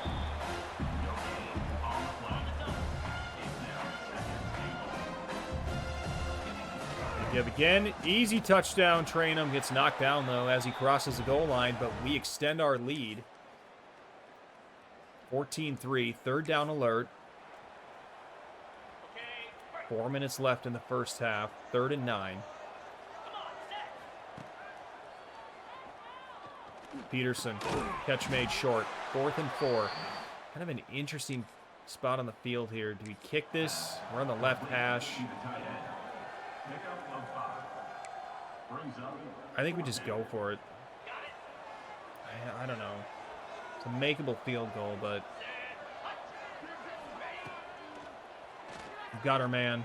Vandeross the 3rd. 1st down. Inside the 10.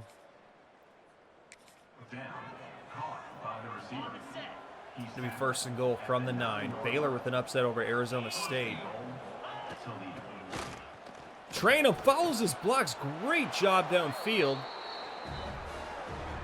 And going for it on 4th down pays off as we are able to convert 21-3, 21-10. They do score a 2-minute drill for us now.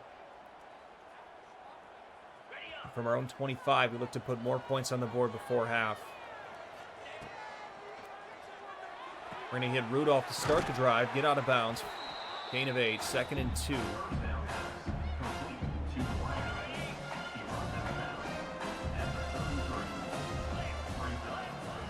RPO, we're going to give. Trainum's got a big hole. He's got a block downfield.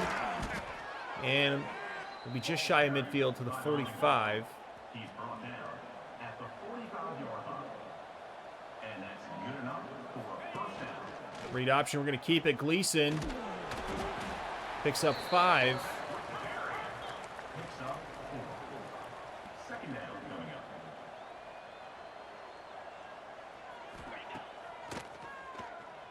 Peterson wide open. Gleason makes the throw. Inside the 20 to the 15. Complete to the tight end. Out of bounds at the 15-yard line. Jacob Peterson. Good enough for a first down. Just a terrible throw and decision. Got to throw that away. Yikes. 2nd and 10.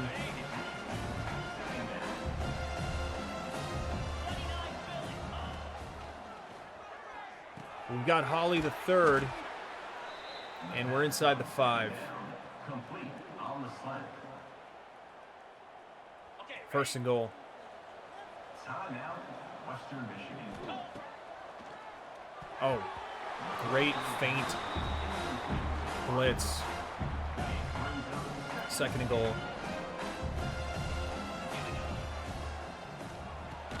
Zone coverage all over it. We do get to the 2. 3rd and goal from there. 25 seconds left.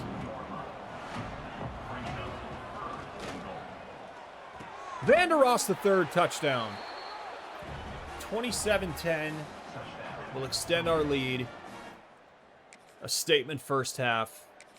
They're going for this in their own 30. 1 second left.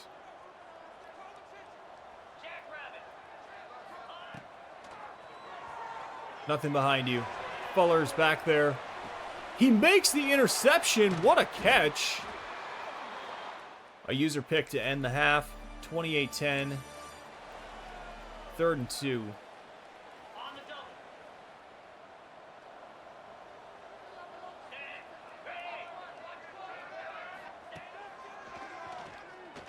Peterson, 1st down. Gleason's dealing. Red zone alert.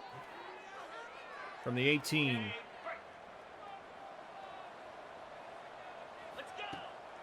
Taking a shot.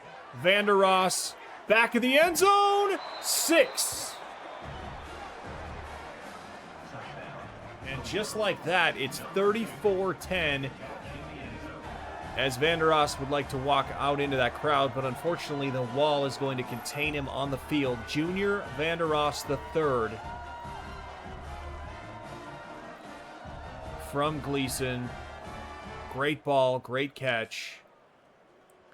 A big lead. They do score, and they score again. It's 35-24 sudden. 35-30. And we have ourselves a game. 3rd and 8. From the Western Michigan 28-yard line. It was 35-10. 20 unanswered points from Western Michigan has made this interesting. Critical 3rd down. Peterson, 1st down and more. Jacob Peterson to the 1. Gleason's over 300 yards on the day. To the tight end. Brought down at the 1-yard line. 1st and goal, Toledo. Christian gets a carry. Sweep. Touchdown. Finally, we respond. Back to 2 scores we go. They're going for it on 4th and 2 from their own 46. It's 42-30.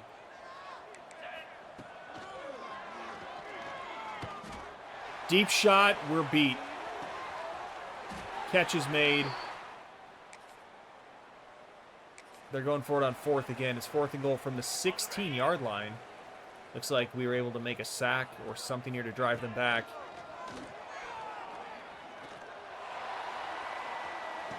Batted away this time, and turnover on downs should effectively end it. 42-30, we go on the road to Western Michigan and get the conference victory. Gleason with a fantastic game. Chip Trainum over 100 yards again on the ground. 3 touchdowns today. But how about Gleason? We're getting a little more out of him than I expected, especially considering that first game and how much he struggled against Kentucky. Of course, the competition has lowered a bit since then, but you cannot deny the fact that he's playing well. 26 of 34 for Tucker Gleason, 305 yards, 2 touchdowns, and importantly, no interceptions. Chip Trainum again, 3 touchdowns, plus 100 yards on the ground. Jacob Peterson, 9 for 122. Junior Vandeross, the third, with 549, 2 touchdowns. Eric Hawley, the third. We really love our descending names here. At Toledo. You can't make this up. We should only be recruiting players that are juniors or thirds or fourths and so on. But a big win. More coach points. We could go ahead and apply these right away. Let's focus on linebackers. 12 more points. And then wide receivers as well. So we are building the recruiting skills early, and that should pay off for us in the long run. But with that win, we've actually moved championship contender up to a C- now. It's possible, if we can keep driving this up, that we can reduce the risk of some of these transfers.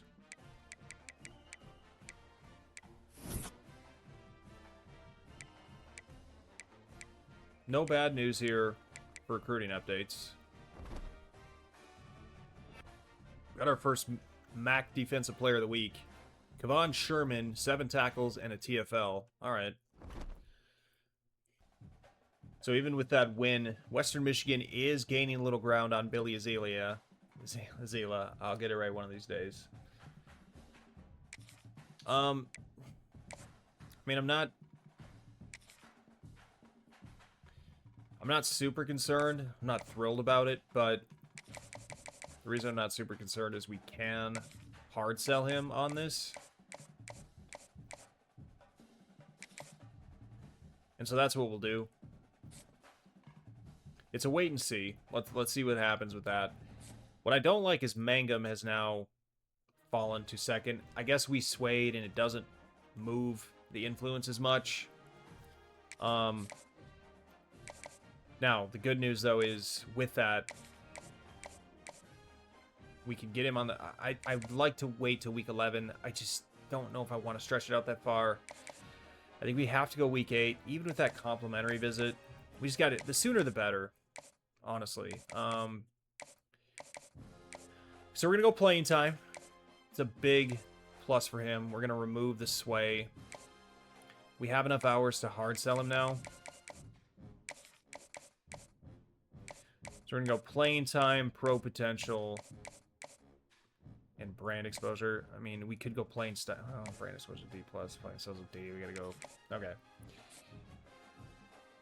I don't feel great about it, but we're still within striking distance. Neil falling to second isn't great either. We're only soft selling right now. We can't really do much else because of our hour situation. His visit scheduled. He hasn't visited yet. He's visiting this week. We fell to second for Stockton as well. I mean, we're soft selling already. The only thing we can do is sprinkle on 5 more hours, but really, what's the point? The visit's big.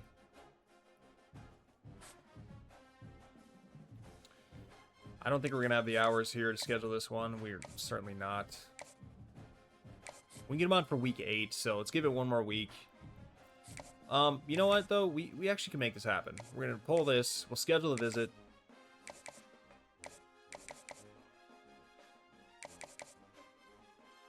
I might extend this one out. A little scary.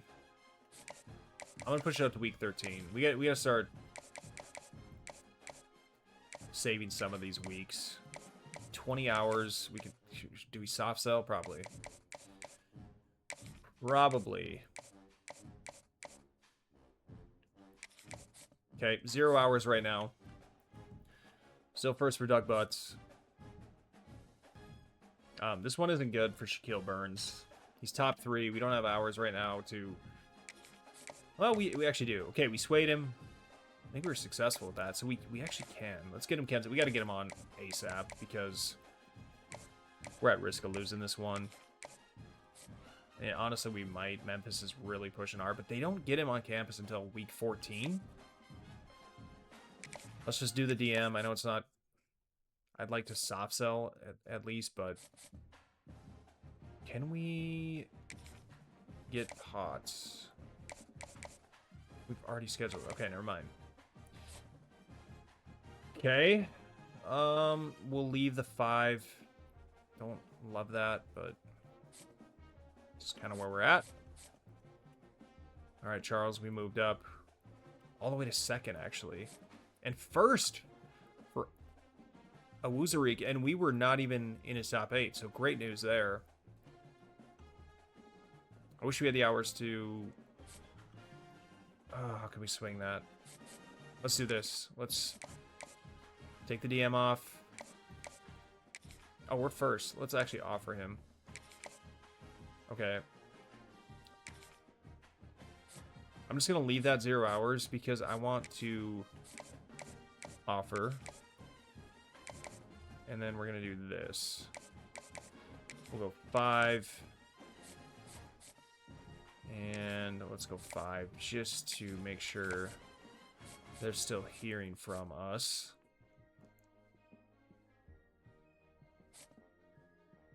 Okay, so Mevis is the only person right now that we cannot...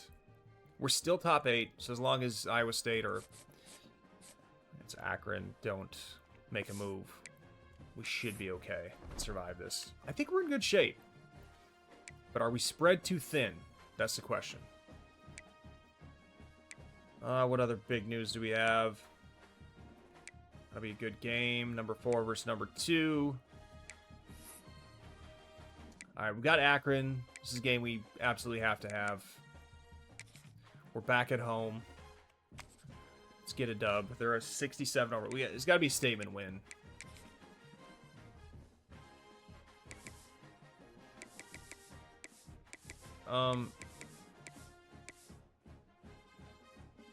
Okay.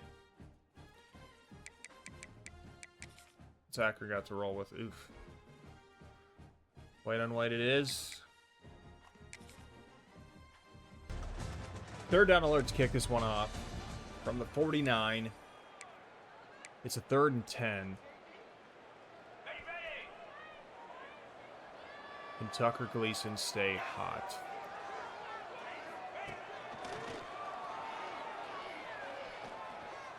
Deep shot. Holly the 3rd. Can't make the catch. Good coverage. Just wasn't much there.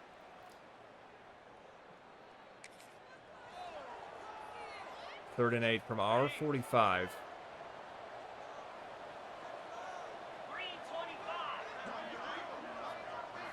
Generic quarterback voice.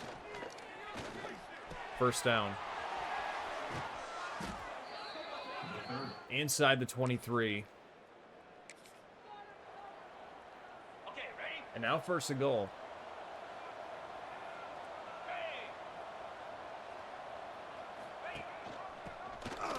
Owls there, and teammates converge. No gain.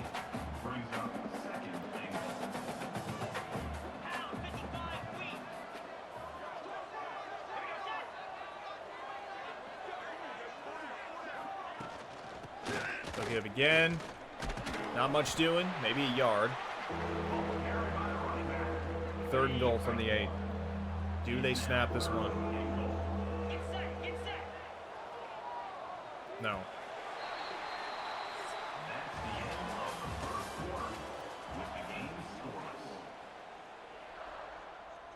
right, we'll try that again. 3rd and goal from the 8.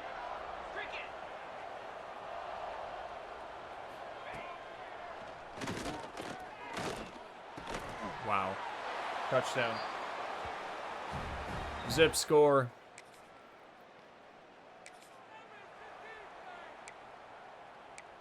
Third and 2. So lovely RPO, but batted down. 4th and 2 from the 48. What do we do? I think we go. Is incomplete. 4th down coming up. Be bringing pressure. Gleason across his body. Peterson makes the catch. Whew.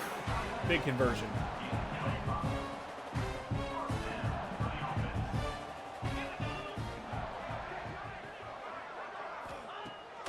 Screen! Christian, I mean, I hate the throws on these screens. Why are they always throwing it behind?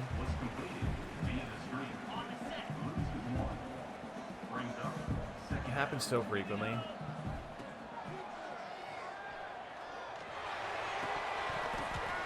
Nearly intercepted on the deflection. 3rd and 10.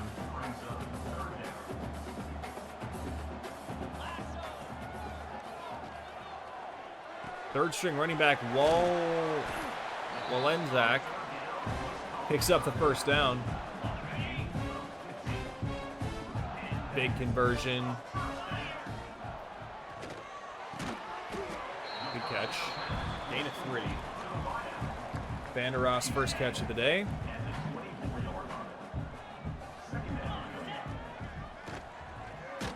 Sacked. No time on the play action. It's 3rd and 12.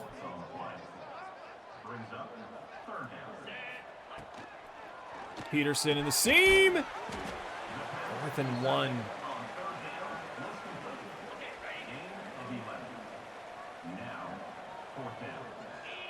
Why is Christian in? Okay, I don't know where Chip is, but Christian will pick up the 1st down.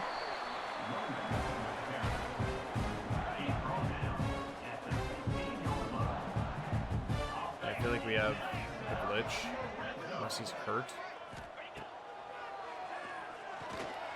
Up the sideline. Touchdown.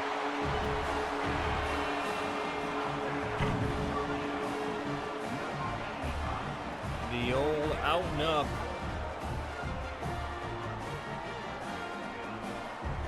I believe that's the first touchdown for Ziri.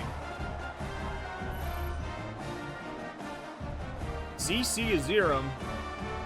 What a ball from Gleason. I mean, right on the money. Tie game. 2-minute drill. 1st and 10 from around 37.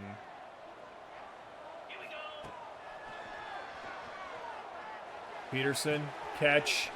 Up the field, across the 40 to the 35 to the 34, in fact, and out of bounds. The connection between Tucker Gleason and Jacob Peterson has been top-notch for us. Again, back to the well. What a catch by Peterson. The case of the drops he had early in the season have subsided significantly. Nice catch by Rudolph. Gets a block. Rudolph inside the 5 to the 4. Tucker Gleason is just playing confident football. 1st and goal from the 4.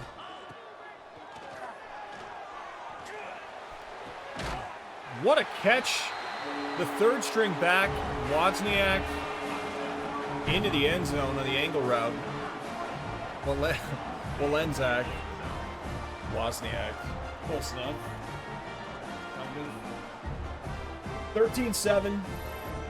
Connor Walenzak.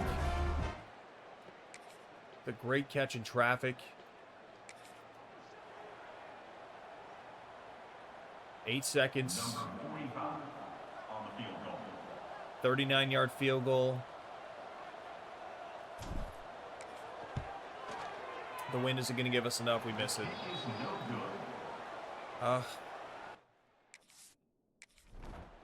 We've missed 2 in a row now.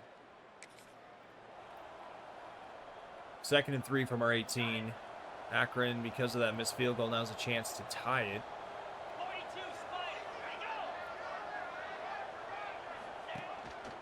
Speed option, nothing doing. Loss of 2. Malachi Davis with the tackle. I got loss of 4, actually. Yeah, it was 2nd and 2. 3rd and 6.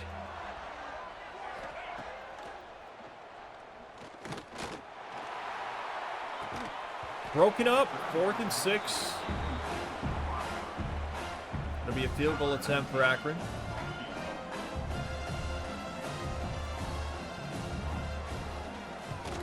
Right down the middle. 14-10.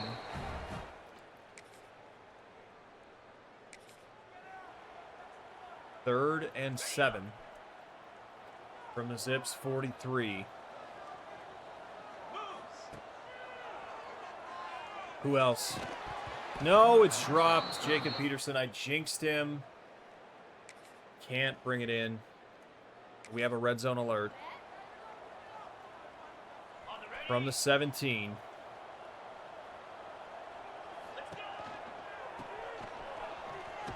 Christian, gain of 3.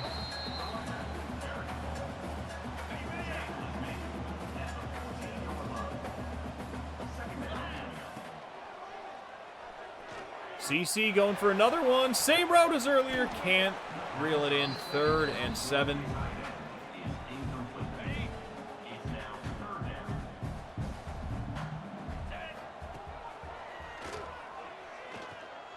Oh, if that throw's there, it's a touchdown. We're going to have to kick the field goal. Straight on this time. No trouble here. 17-10 Toledo Rockets. Back to 7. A 3rd and 5 for the Akron Zips. Across midfield at our 43.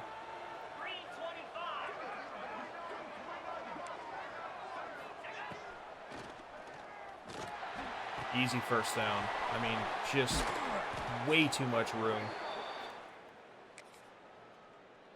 3rd down pass, complete to the wideout. New set of downs. At the 17-yard line. And that's a 1st down. Keeper, Owls was there, but he gets blocked. Gain of 5.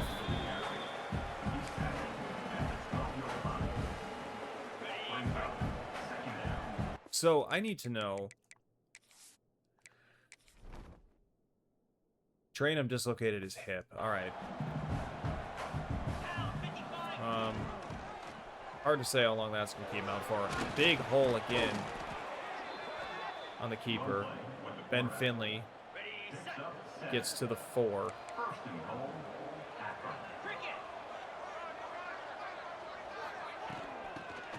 Give up the middle. Carter stands him up. They gain 1. 2nd and goal from the 3.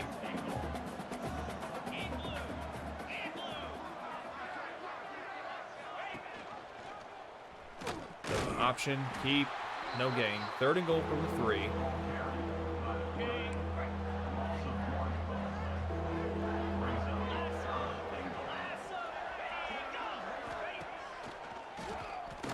Swings it out. Tackle for loss. It's 4th down. The Apollonia with the tackle. And it's 4th and goal from the 6. Huge play.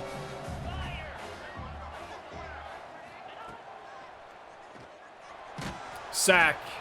Coverage holds. Pressure gets to him. Game on the line.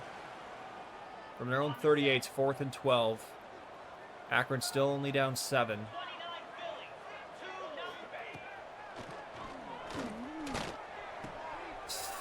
McNeil Warren makes a tackle, but not before the 1st down is picked up. Clock will run. 2:30 left. Plenty of time for Akron. Option keep. He pitches it. Oh my goodness. And this turns into a big play. And, wow, inside the 15. What looked like it was going to be a big loss turns into a big gain. Ouch.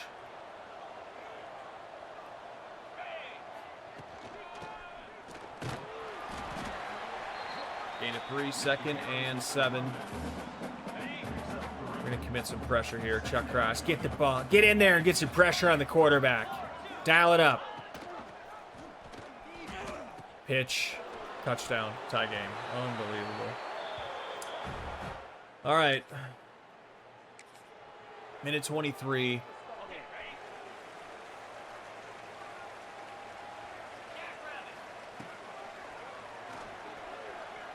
Gleason keeps it. Yikes. Gain of 1. Let's go. We got to hurry.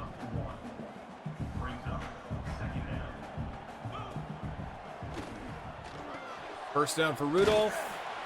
Clock will momentarily stop.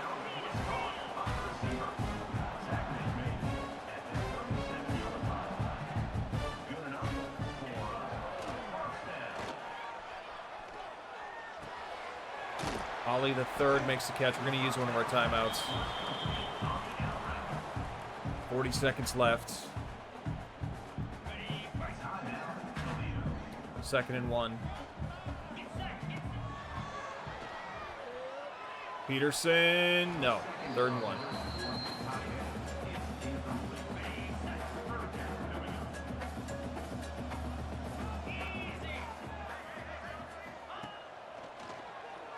Peterson holds on, makes the catch, sheds a tackle. 30 seconds left at the 36. We're going to go no huddle. Clock resets. Screen. Wallensack to the 20. We'll use our 2nd timeout, even with the 1st down. I mean, we really only need a field goal here. We should be setting up to get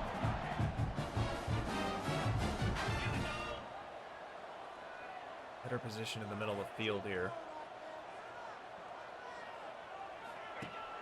We're going to give Christian.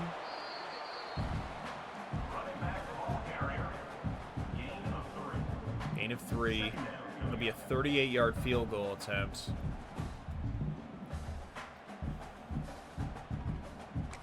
We use our timeout. 2 seconds left. We're going to have to try to walk this one off with a field goal. They're going to try to ice us. I don't love it. We're on the right hash.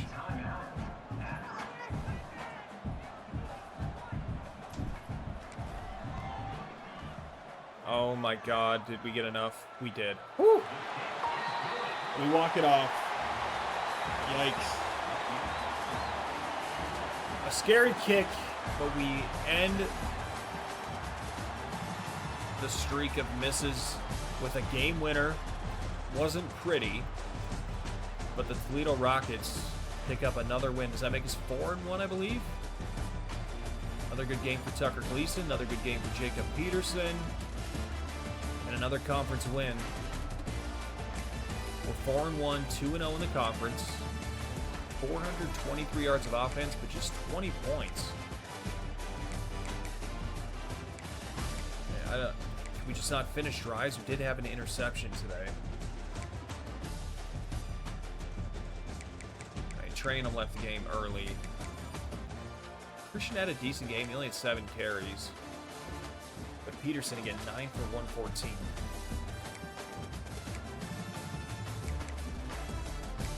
How about Connor Wallensack?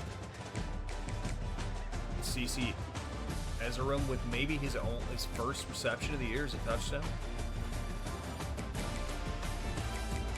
Pointer with a sack. Avery Dunn with a sack.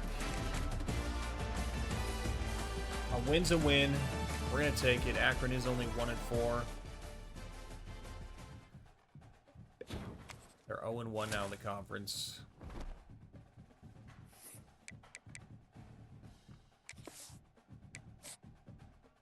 We'll advance. I mean, I guess with another win, even against lowly Akron. championship contenders up to a C. I mean, can we get this thing up to a B by the end of the year? Still have a high risk of losing Sherman, Wallensack, Rosby because of it. CC is at Ezerim.